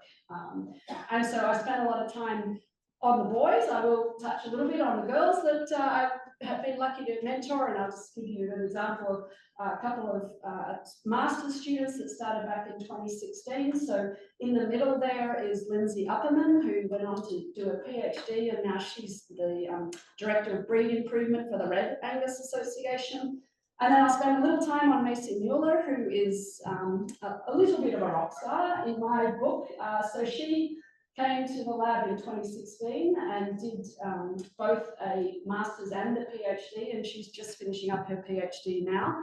And unfortunately, to me, she's soon to be an assistant professor at Kansas State University starting in August. And I've had many students over the years, and I had a 100% success rate of getting them all into industry. And I eventually had a failure, and I've got one going into I don't know, I tried everything I could to convince her that that was not the path, but she's on that path. And so we've had a really fun collaboration. I will talk a little bit about the work we've done with her, because it also was collaborative work with a range of businesses that had an interest in this particular project. So you've probably heard about the genome editing for horns, so taking out bringing in the allele from Angus that makes animals not grow horns into dairy cattle genetics, and basically brought about because dairy cows grow horns and beef cows don't, and dairy cows that have the polled allele tend to be low genetic merit, so farmers don't use them, which makes economic sense, but then they have to burn the horns off, and that's an animal welfare issue. What if we could use genome editing to remove the horns so that we don't have to burn them off, was kind of the idea. And so her master's was modeling this in the American dairy industry. And this was a collaboration between USDA funding for the research, Excelligent, who's a genome editing company in California, Minnesota, and UC Davis. And basically, what we did was we modeled how would you introgress a dominant trait like polled into the US dairy cattle population. And that involved modeling it being introduced into an AI situation, because most of our dairy cattle are bred AI. And we could do the math and find out that that was a very efficient way to introgress that allele. And we kind of did the math on that, which got us thinking about, well, how would you do that in the industries that I'm as equally passionate about, which would be the extensive industries like beef and sheep, where typically you're not using AI. And so what would it look like to introgress polled into, for example, the North Australian beef cattle population. So up in North Australia, mostly Brahman influenced, got horns, and they don't gather them until a year of age when the horns are fixed to their heads, and then they don't disbud them, they dehorn them, and they have a 3% death loss, and it's pretty brutal. And so we were looking at that, and it's a lot harder to do it when you're working with natural service, because you obviously have to edit more animals, right? And so this again was a collaboration between the University of Queensland, AGBU, which is the Genetics and Breeding Unit at the University of Armidale, the Australian Brahman Breeders Association, and then Neogen Australia, who gave us the data on polled and horned allele frequency in the Brahman Association. And what we found is that, yeah, you could edit the top 10% of natural service sires, but you could be doing a lot of editing. And it's going to be really slow progress, because it's just not AI, right? It'd be great if you could use AI, but you really can't. And that kind of got us thinking, just as a lab, well, how could you enable editing in the natural service sire population? And so this was her master's, but for her PhD, then we got to thinking about surrogate sires, where you could potentially take elite genetics shown in gold here, the donors, and you could maybe edit them if you really wanted to. And then you have host genetics, which would be animals maybe that are tropically adapted for Northern Australia, but are delivering elite genetics maybe from Angus. So you've got animals that are heat adapted that can survive the hot, but they're delivering superior genetics through the yellow testicles shown on the slide here. So that's kind of the idea of surrogate sires, and that was an idea that we pitched to a couple of granting agencies and just couldn't get any traction. And then so finally we were able to get some investment from an AI company, and that's basically what her PhD research has been on. And really looking at how there's a synergistic relationship between genomic selection to increase the accuracy of selection, decrease the generation interval, assisted reproductive technologies to increase the intensity of selection and decrease the generation interval, and then gene editing to introduce useful qualitative Mendelian traits without linkage drag, and then a mechanism to maybe deliver that to industry, especially in the extensive industries. And so I hope I've given you some idea of kind of how my research program transformed to make it more applicable to the problems that we're facing industry and how we worked with industries. And I said I've got the disappointing student going to academia, but fortunately most of them went to industry, and they've gone to all sorts of industries, not necessarily agricultural industries. I got one that's trying to resurrect the mammoth. Don't know about that, but anyway, not my business. And so I guess I'm just going to finish with some of my thoughts in terms of getting research into practice based on no formal academic evaluation, but rather just on my personal experience. So I think the best project is something that's of industry relevance, but it has to also be intellectually intriguing, meaning that the work is novel, because at the end of the day, I'm getting evaluated by my academic peers at the university. So I have to get a paper out of it. It can be cited one time, but I have to get something that's an academic metric out of it. And the work that's novel, and we don't really know what the outcome is going to be. So it's a business interest to the company that's co-investing, and it's publishable. However, because the outcome is not unknown, it might end up that it doesn't work. So everybody's taken that risk on board, and everybody's got a little bit of skin on the game. So maybe it's not cost effective to do genomic predictions in commercial cattle. Maybe that could have been the outcome of that simpler project, and they would have wasted $1 million or whatever it ended up being in their investment. There needs to be an understanding of and respect for the motivating forces for everybody in the system. So you have to understand the company's perspective, they need to understand academia's perspective, and also the students' interests have to get very much considered in this. University research often moves a little more slowly than the private sector, let's just put that mildly. And that's not always by choice of the PI, and it's often beyond the control of the professor, especially during COVID. But if you want it done quickly, go hire someone to do it. So there's pros and cons to working with academians, but we bring a lot of expertise, but sometimes we're also not very fast. My university overhead rate is 60%. I don't get that money, and I have no control over that money. So sorry, it's just what it is. Working with students takes effort, but I would argue if you take a bit of time with them and a bit of patience and maybe do an internship with them or show them around, you will have your next generation of innovators. And this translational piece is so important because not everybody was raised on a farm. And if the path to entry is that then you're recruiting from 1% of the population. And as a geneticist, I'm telling you, you're going to have bad inbreeding coefficients if you do that. You want crossbreeding. You want the Charolais by the double Baldy cross, right, to get your good heterosis. And so that's just something to think about. My most interesting projects have resulted from questions or requests that I've had from industry. And the only reason I get them is because I'm out there speaking to them. So Simplot said, why can't you make all boy cattle? We don't want heifers in the feedlot. So I did a project and we tried to produce all boy cattle by moving the SLI gene over from the Y chromosome onto a different chromosome. Technology is always expensive at the beginning, and if you're one of the innovators, and I give a lot of credence to those people that are, you are going to be at the bleeding edge. And sometimes that'll pay off and sometimes it won't. And so those innovators, bless them, are the core to getting innovations adopted.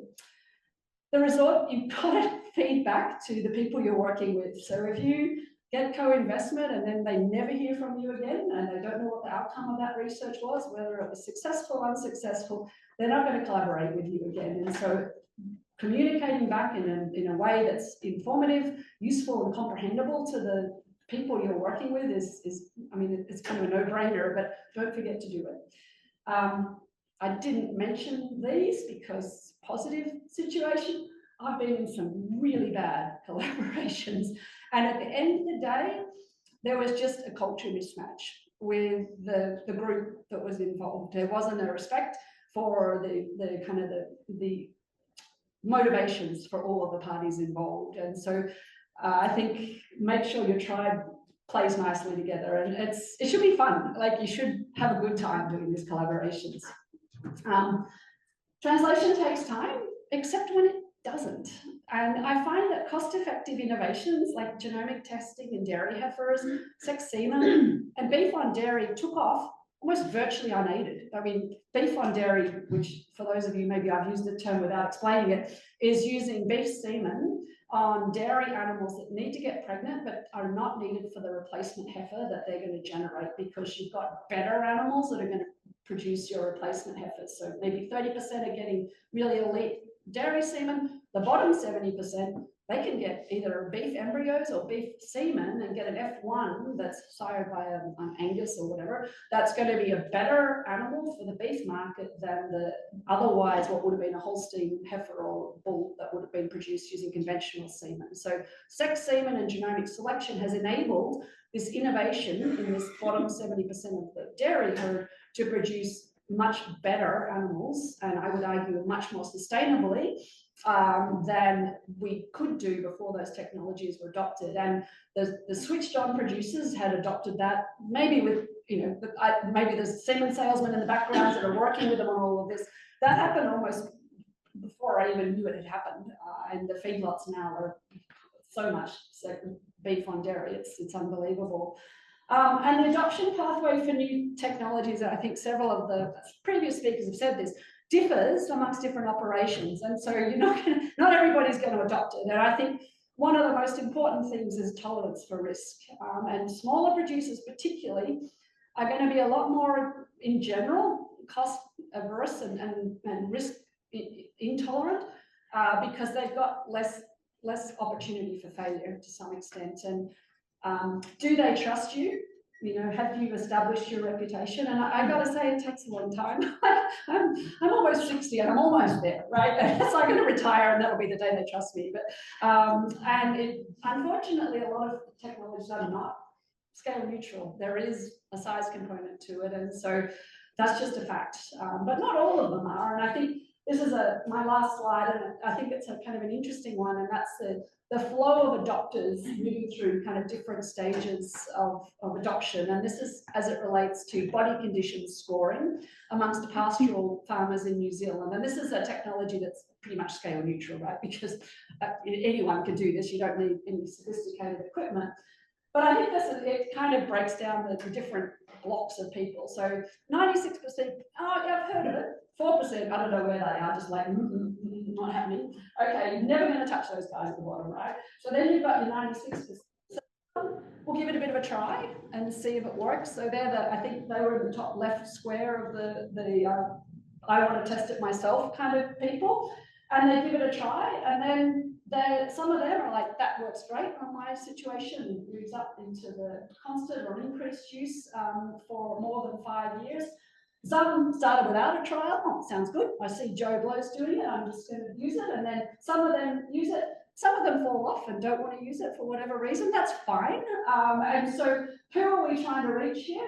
Probably people that are in the top 96%. Have you heard of this? Do you want to give it a try? Yes, no? Okay. No is fine. And you might go ahead and do it yourself.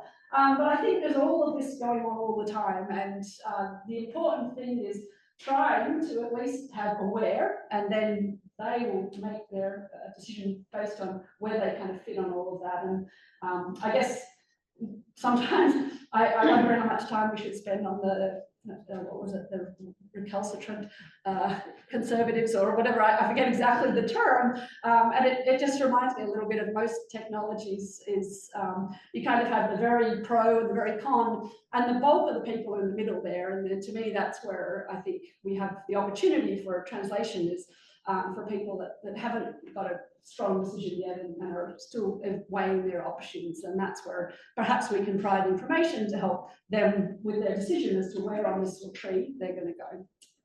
So I thank you for inviting me, and I came in about on time, and I look forward to the question and answer time. Thank you. Invite Mike and Allison and Tara and Steve back to the stage. So we're going to start our panel discussion. Are we going to put these in the chairs? Yeah, we're going to get one more chair. Jim White is going to chair the panel session. So he's the director for Elora. He is the chair of the International Research Committee, has a goal of better grip He's also a UG grad, so I feel like he'll bring a great perspective to this discussion as well. I think maybe we could start off with just a round of applause for everybody. Including Jen, who also gave us a nice overview of where we've come from. I guess as while you're thinking about some questions here, I'll just do a little bit of an intro in that saying, I like to try and think about sort of what we've heard this morning.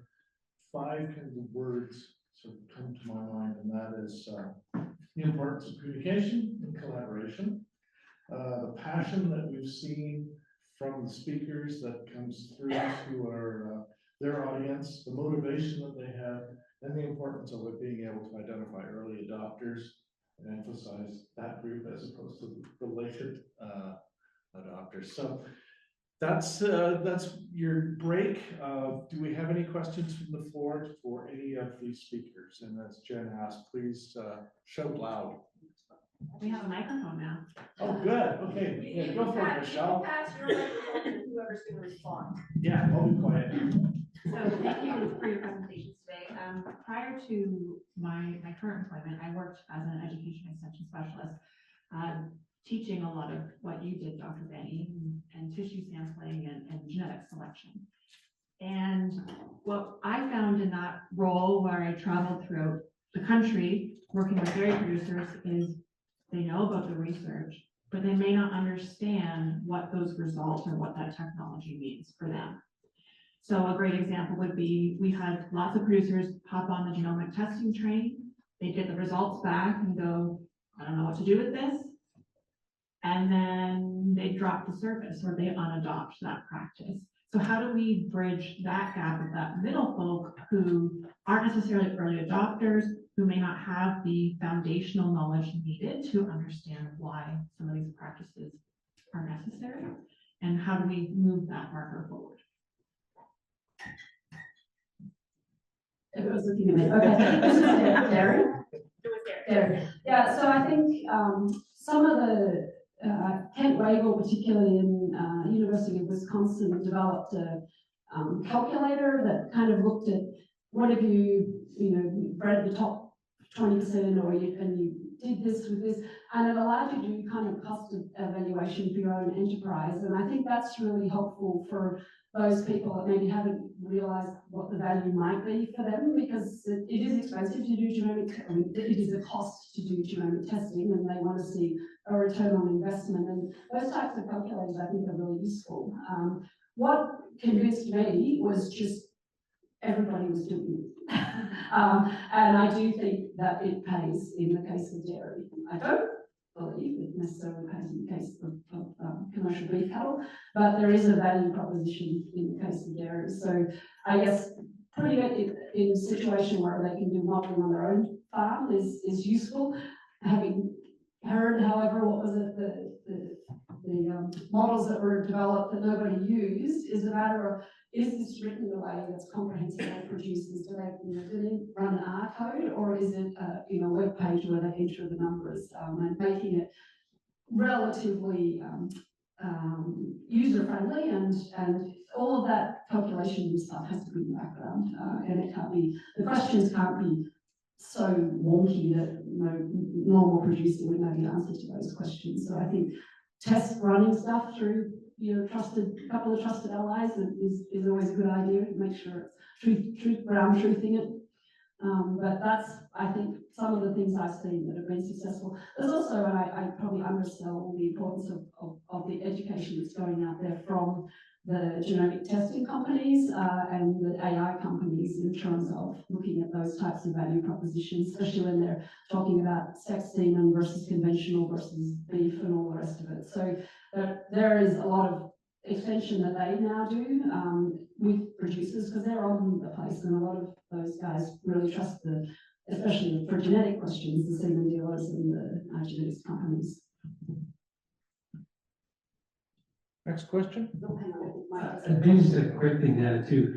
I love the field of genetics. My master's was in genetics, but it was at the time when genomics wasn't a word yet, so I feel completely out of date. But I found there's a book called The Gene that I read and I loved, I recommended to tons of people, but some people read it and thought, well, that's really not very David's terms. It made me realize that you always have to be able to respect where somebody's starting point is. So I found that if you find somebody's starting point is further back than you thought, and we all take for granted that people know what we know, like that goes way beyond the discussion we've got going here. Then go right back to simple things like colored Lego blocks to explain ACGT, which are the 4 amino acids in DNA. You might have to go back that far to start to talk about, well, then what's a SNP? What does that take to start them? Because if you've got questions back here, and you're answering here, you haven't gone back far enough.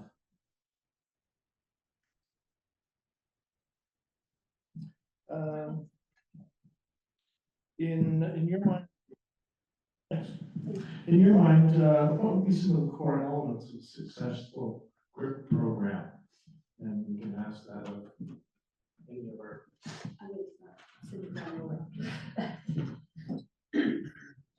That's a tough one. This is one that we're discussing as well. We're trying to figure out how to get producers engaged to see what research is being done. They spend a lot of money on research from the market hawks that go every year. We're looking at different things just because we have different ways of getting information to producers. So I know they're taking a look at maybe part of our research process will maybe have the researcher maybe give a small little interview. And it's something that the producer can look at quickly, they can understand what the research was. It's just that little snippet.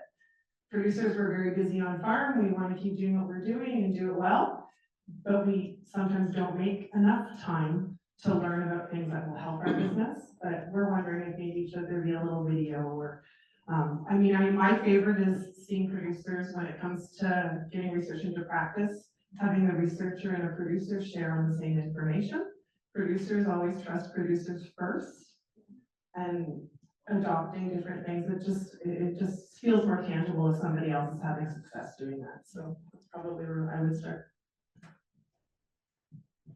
I think it's really important to recognize multimedia, like print, video, farm, meeting, you need all of them, and have levels.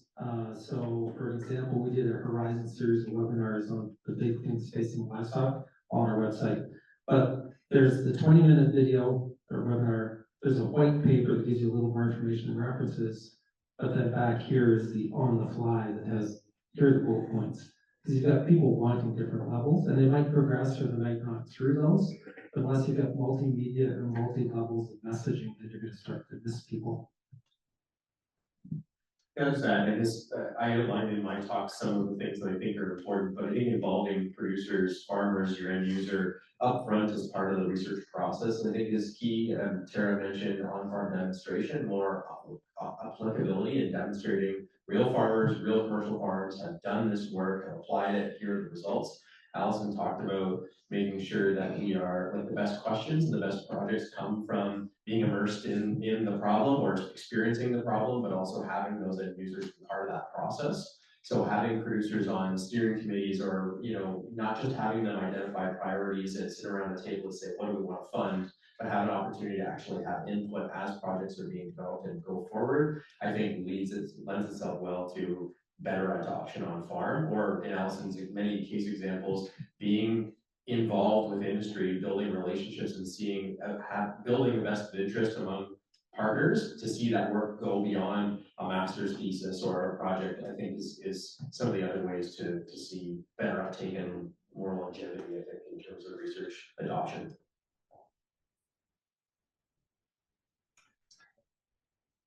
Yep, good. We got some hands coming up. Yes. Shoot, there's a mic coming to you. Oh, thanks. I have a pretty naturally loud voice, so I think I'm good. There's another online. Oh, there are some people online, so that makes more sense. So I'll try to talk quietly into the mic. So I'm going to approach this from a little bit of a different viewpoint, because I have background in agriculture, animal production, but I also have background with companion animals and equine, which kind of fall into this gray area, not really obviously human nutrition, not necessarily ag production. But when we look at marketing, marketing is a really strong influence on many different people. And I wonder how we can tie kind of knowledge translation or getting research into practice, into our marketing a little bit better. And then I think this also ties into, do we need to, maybe not necessarily research into practice, but do we need to look even kind of further back and look at our children coming up through school? So can we translate some of this knowledge into high school, grade school education? Because we do need people to support the future of agriculture production, but I find many students are so far removed from how their food is produced that marketing is their biggest influence, pet food marketing or marketing of hormone-free chicken, etc. So it's not so much tied directly into the producers per se, but how we look at it kind of on the big picture, all of the connections.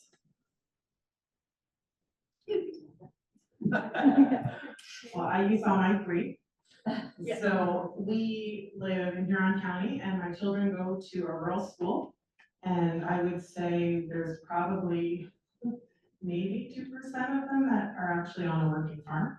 And a lot of them do not know where their food comes from. So I would say yes. I think it's something that even Ontario Pork is looking at, speaking with OMAFRA, that we need to get this into the school programs. I know we do a lot of outside education with our pigmobile.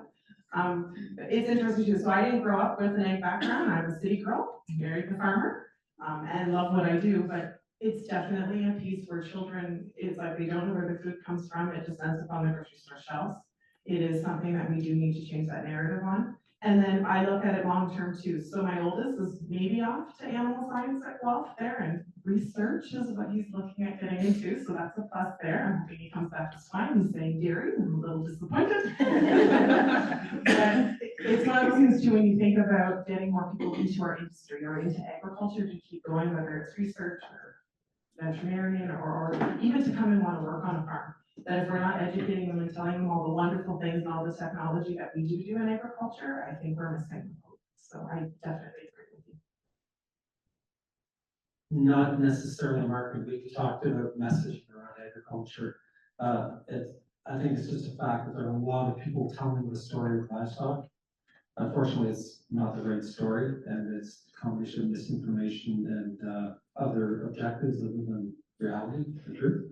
So I think livestock has a really good story to tell of this is where we are today, and this is how we're continually improving. Continuous improvement comes through research and growth. So to me, they're very connected. But I always go back to, unless you can, I mean, I read an article once and we actually do attention spans less than a goldfish at this point. We have to get down to what's the hook, what's the simple message, why do I care about this? Because we're not different.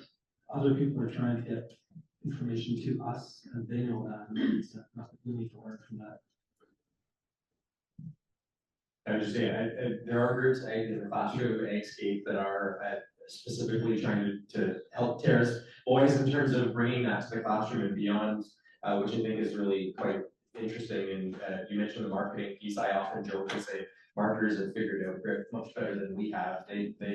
I mean, look at virtually every commercial you see. How often are they talking about the specs of the product? They're talking about values, right? I mean, the big ones anyway. They know how to sell to us, and they're using human behavior, what we value, and sticking their products in there. And I don't mean that in a disingenuous way. I think they just found a really strong value proposition and way to share things to influence us. And I think we could take a lot of lessons from marketing in terms of how we talk to producers about things we're all genuinely doing to try and improve one aspect or another of agriculture. I think we'll hear this afternoon about storytelling. That's how everybody learns. And so we need to do that. And I mean, if I'm getting a producer to cooperate on a project, I'm telling him a story. I don't know if it's going to work, right? And so I need to put it in terms that is convincing to them that, yeah, I want to participate in this project. And I would say more generally, and I'll restrict it to US extension, does a horrible job of keeping up with technology. I mean, most people are getting their information from other sources than traditional media. And the social media, I mean, if you haven't been paying attention, has a pretty big impact on what people think about things. And my favorite example of how out of touch the US extension is with social media, is they started an initiative called E-Extension. So it was E, capital X, T-E-N-S-I-O-N, which was the internet for extension. And I'm like, you do realize when you do a Google search with a capital X, that's no different to a Google search with a little x. Like E-Extension is not acknowledged as anything different. So you get hair extensions, you get everything except what you're actually looking for. And that was put together by someone who thought that looked nice in the logo, but had no idea of how the internet worked. And I think that there is so much opportunity with social media. I mean, even the few, if you follow Twitter, the few successful people there have huge followings in agriculture, and they're just telling a story, and that's interesting and gets people engaged. And so let's look at what they're doing right, and how can we do extension in that way that gets people captivated. And I think there's so much opportunity in social media that we haven't really begun to explore. Yeah, I think there was another hand. Yeah. Thank you. I don't know if we should let her talk. Yeah, don't ever. This is a bad idea. Kind of well here. I have a quick question with this. So we've been focusing on kind of that industry academia bridge and the link there, but obviously there's a lot of other external factors that affect it. I was wondering if you want to talk about the roles of some of those, maybe government or regulatory bodies that also affect adoption of research, because I think those are important in the conversation here as well.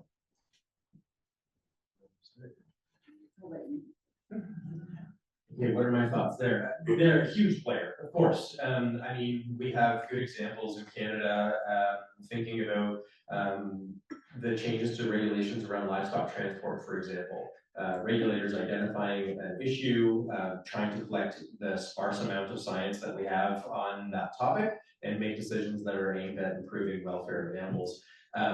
And some, as I showed in those sort of spheres of influence, that they have the ability to mandate things. They also have the ability to fund and establish policies and be engaged and have resources. If I go back to the regs for a moment, though, it's a good example of enforcing adoption of certain standards that were well-intentioned, but not based on the science, and that science was ultimately and is being done, and that's actually showing that the regs aren't quite right. And there's an openness to change, but so there's a regulatory component that for sure has an influence of GRIP, but I think where and how do governments play a role outside of that piece is certainly to be a catalyst of this, be a funder, be a partner, be part of this process, and then look for ways to bring the other parties together that can really make things happen. So they're absolutely part of the conversation. They can get in the way in some cases, and they can also be a catalyst in others. And so those are some initial thoughts here.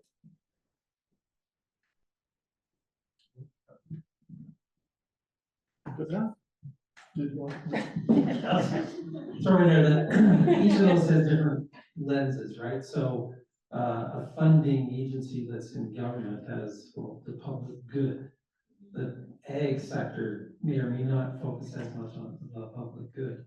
If you're CFIA, when you think of the circles that Steve showed, they focus on the regulatory circle, and they might have a disconnect in language with those who are focused on the different circle. So again, it goes back to we have a lot of disjointed communications because we're using different lenses and we're focusing on different approaches. That actually stalls a lot of movement forward. Hence my excitement that we've got this kind of thing starting to break through that hopefully. I just add one more note. I kind of spoke to it, but didn't call it out, so I will. We've focused a lot in terms of getting research on farm into practice, and the regulatory example I shared. I mean, the government can and should be an audience as well. And in some cases, it's funding research that goes to inform policy and it goes to inform regulation. And so we need to be thinking about, just like a farmer audience, who is our government audience, we need to be working with and sharing information to get research into practice there. So a question for our audience, and that is,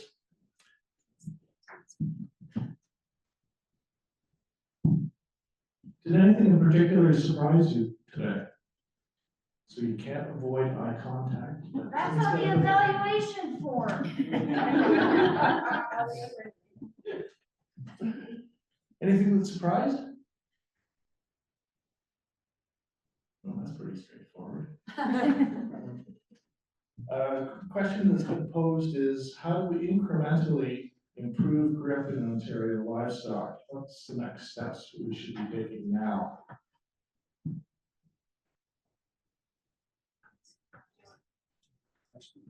Always, sir? Good, okay. So one of the themes that I'm taking from the talks today is the complexity of the producers and the other stakeholders involved when you're trying to convey something new. So assuming that not every research project is going to be wide reaching and just a very clear value proposition for something. So in your opinion, do we need to accept the complexity and resource it appropriately to be able to bring about change where needed? Or are there ways to simplify the knowledge transfer system and approach to be able to get, result in impact that is greater than today? So do we have to change the whole approach to it and resource that appropriately, or is it just, do you think there are simpler ways to do this and generate more impact? Do you want to respond to that, Angela? Okay.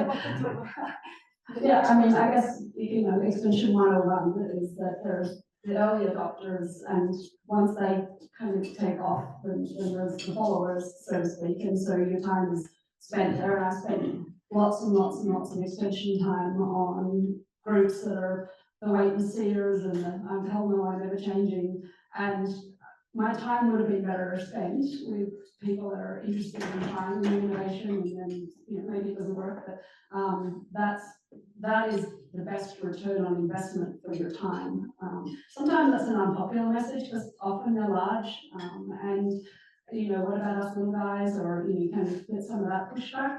But, you know, I've spent 20 years talking about EPDs and you still don't believe they're true. Will another meeting convince you of that, or can we work with the adopters and do some innovations? So I guess that's my view after spending a lot of time doing conventional extension with the big group is that the best use of our time, or should we focus on maybe demonstration farms?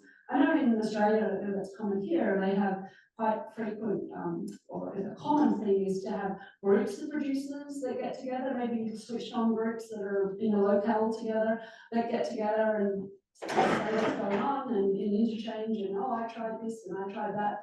And that's been really good for adoption of technologies there, producer-led, producer-driven, and there's quite an interesting model. I just have a couple of those. That was part of my PhD actually, taking from Australia and applying it here, not first to do it by any means, but in the context that I was talking about in my talk, that's the approach we took. My thoughts on that question is, I think the answer is it depends. I think in some cases, we do need to rethink, we need to accept the complexity, and if we do really agree that this is something that needs to permeate across the land, so to speak, that we need to resource it appropriately and or find ways to get creative around, you know, we've all talked about how we use multimedia or multimodal media to share the same message in a variety of ways. I think in other cases, we can do a lot by just helping others to understand that there is a problem. What I mean by that is, most of you in this room can probably think of examples. I think of welfare a lot of the time where it's like, there's been a significant knowledge gap, and that's changed and evolved over time in terms of, is this a welfare problem? Are my calves actually negatively affected by disbudding? Is there pain associated with that? Our understanding is growing all the time of what is acceptable or not acceptable, what should we do about it? And so in some cases, that's an example where there's maybe a clear solution, but in others, we may just be able to help our population of producers understand this is something that needs to be addressed. It should be prioritized, and facilitate or support them in identifying solutions that work on their farm, not trying to offer all of the solutions for them. And so in some cases, I think we have to build capacity rather than give them the solution. Farmers are ingenious, they're working through all sorts of farm-specific problems every day, and so just helping and supporting them that way could be our goal. Historically, we used to have ag offices in all the counties. And in those ag offices, we had an agricultural representative, who's somewhat of a generalist, we had farm management specialists, we had provincial specialists, so beef genetics, pork nutrition, et cetera. And oftentimes, a question will come into the office, to the ag rep, and they'd be a bit of a sorting hat, some channel to where it needed to go. I am in no way saying we're going back there. There are not the resources to recreate that, nor was it the panacea. I mean, some people look back with rose-colored glasses and say we need that. It was far from perfect. But it did have the advantage of providing producers who were looking for information a trusted first point of contact that would channel them to the people that would have the answer at a level that the general point of contact kind of figured it. You need to talk to Allison because you're really asking deep questions about genomics that you're at the beginner stage. You need to talk to this person. I think that's kind of what's missing is that initial point of contact. But I don't know about you, but think about if you're going to make a decision, you can Google and get buried information on any topic you want. But who is it you would go to trust and tie into their network of who you would then make a decision based on that information? So I guess as a producer, I would like to see us continue collaboration and having maybe more discussions. So when we're going through our research process, can we have those conversations with the researcher in a very open forum on where do we see this going? What can we do for our producers? And the University of Guelph is really special. And I think our industry is really looking at this change in research as well, because we have that beautiful Ontario Science Research Center that's going to be up and running in the fall. So we want to make sure that with government support and the industry support, that we have researchers doing really quality Ontario research that will actually help move our producers in the right direction. So I think it'll always be a work in process. And yeah, hopefully we just get better at it. Cool. Angela's. Oh, hi, Angela. Hi, Angela Carlos from University of Guelph.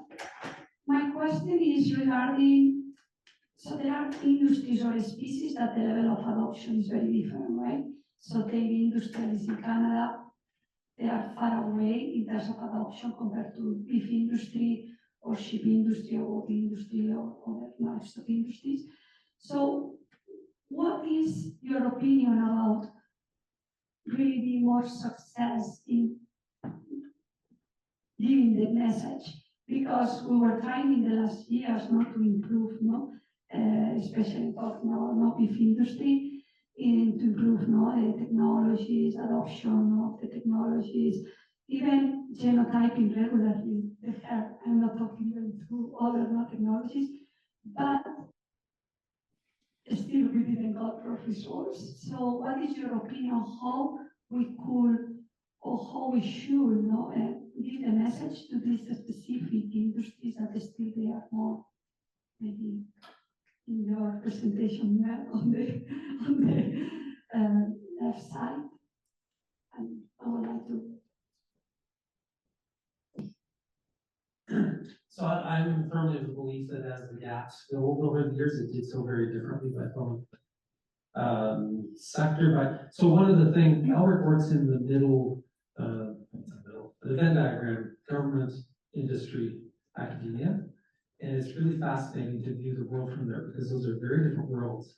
But they're not different worlds, they're worlds within worlds. So on the industry side, the dairy sector is utterly different than beef, which is utterly different than fill in the blank, right?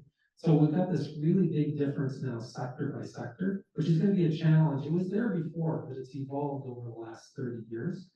On the beef side, I think one thing that happened I guess they're 25 years old now, Beef Cattle Research Council was formed. Is it perfect? No. Is it doing a pretty darn good job? Yeah, I think they are. But that's one, and it's a really good one. But then at the Ontario level, how do we collaborate with that national effort and do things that bring that right down to the farm level in Ontario?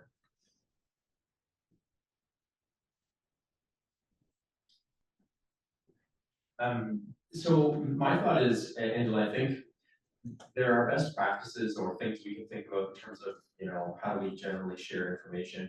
How do we craft a really great message, and what's relevant to the beef producer may not be relevant to the swine producer, and so on. That's if we're meant to be talking across the board. If we're talking beef specific, for example, then it changes. But for me, I think strategically, we need to be thinking about what are the structures and what's sort of the ecosystem of players, for lack of a better word, that operate in that industry. So if I think about how do I want to get messages through to dairy farmers in Ontario or Canada, I think about a series of groups that I can work with and think about, okay, well, the dairy system on every farm, generally, we're going to have a veterinarian working on a 2-week herd health or a monthly herd health. I can tap into that as an interpersonal opportunity. And I think through who are the farmers' trusted advisors and work my way up. In the beef sector, it's more expensive. We have less of those organizations. Then how do we strategically think about that? So what role does BFO play? What does the BCRC role have to play? Veterinarians are still an engaged, albeit maybe less frequently engaged advisor. And so how do we think about that within Ontario in the beef sector? You start thinking about, well, geez, there's groups, there's calf clubs in the Grey Bruce area, for example, that are really, really engaged. And these are producers, we didn't talk a lot about it, but peer learning, I mean, Tara touched on it. Peer learning is huge. Farmers learning and hearing and doing based on other farmers is major. Stories and farmers, farmer stories specifically, are hugely influential. So can we tap into, if the goal is still Ontario, can we tap into certain nodes within Ontario to set a base and say, some producers here, we're getting traction, we're gaining traction, and move forward from there. So I think the approach is, and further still, if I look at poultry, I want to talk to the Poultry Industry Council. I want to talk to some of the other key players there. I want to talk to the feathered boards. I want to talk to a group of engaged veterinarians that generally are representing a large population of producers in the province. So you do need to take a different approach depending on who you want to talk to. And I think it starts by saying, who are the credible players in the industry that can facilitate, support my understanding as well as disseminate my message. But don't forget the primary end user, the producer, in engaging them in terms of saying, how do we approach this? How do we get information to you? So just my entering thoughts. Claire, is there any questions from the online? No questions, and Okay. I think we're ready to wrap up. Well, there's one last question back here. My question is, it's a bit of a question, bit of a comment on the way university systems are set up here. And I think, Allison, we've talked between you and I about this a little bit, but there's an advantage in the US in that extension is built into the university. Whereas Canadian ag universities, it's not, it's sort of a separate afterthought. And I'm wondering, how do we change that? So right now, young faculty, grad students, they want to get tenure. If they're going into the university system, tenure is the big thing. And a lot of tenure is based on how much you publish. It's not based on how much you're working out, doing extension or information transfer. And I'm wondering, do we see that changing? Can we influence that at the university level?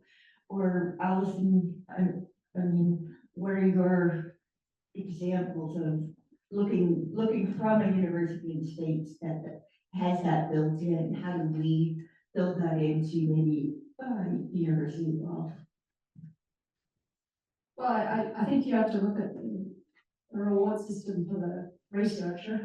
And so, I look at my job description and what my carrots are. Well, I'm gonna work for the carrots. And so if my job description says that part of my job is to work with industry to solve problems, then that's what I'll do.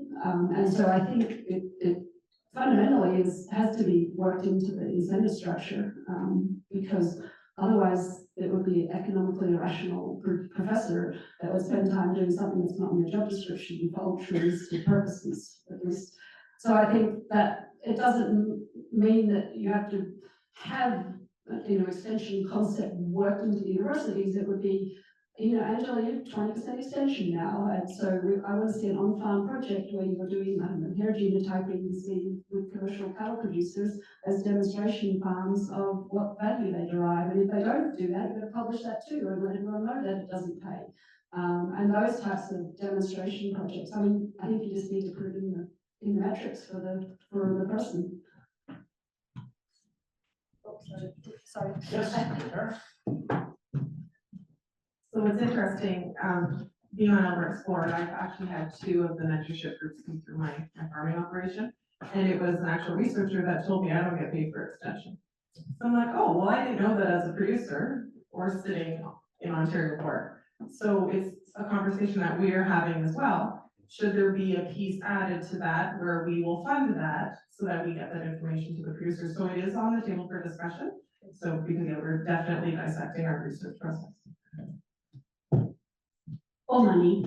Well, that's what I meant. That's what I meant. If you've got grant funding that is going to encourage that kind of behavior, that's another way to encourage that kind of behavior. We're making an investment in extension. Yes. Oh, sorry. Okay.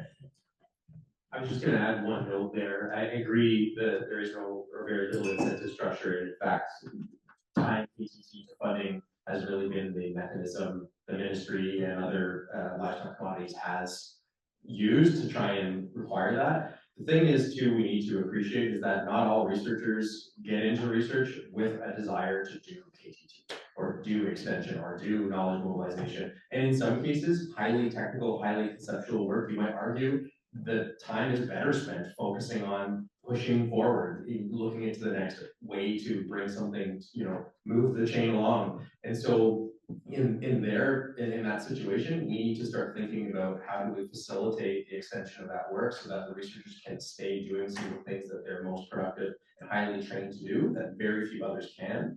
And we need to have other means to get that work out. And so researchers, like most of us, are asked to do many, many things, and the other FTE expectations of administration really aren't built into that 75-25 Allison show. There's a lot of other things, including writing grants and trying to get money and maintain students and all the above. So placing this at the feet of our researchers as they develop the knowledge, therefore they should share it, is a flawed, it sounds great, I think it's flawed. It doesn't mean they shouldn't be part of it, there should be expectations, we shouldn't have researchers at these tables, but we need to support them, and just as we need to support our producers in bringing them together. So there's a place in the middle here that we don't have nicely filled in Ontario and many other jurisdictions, in my opinion.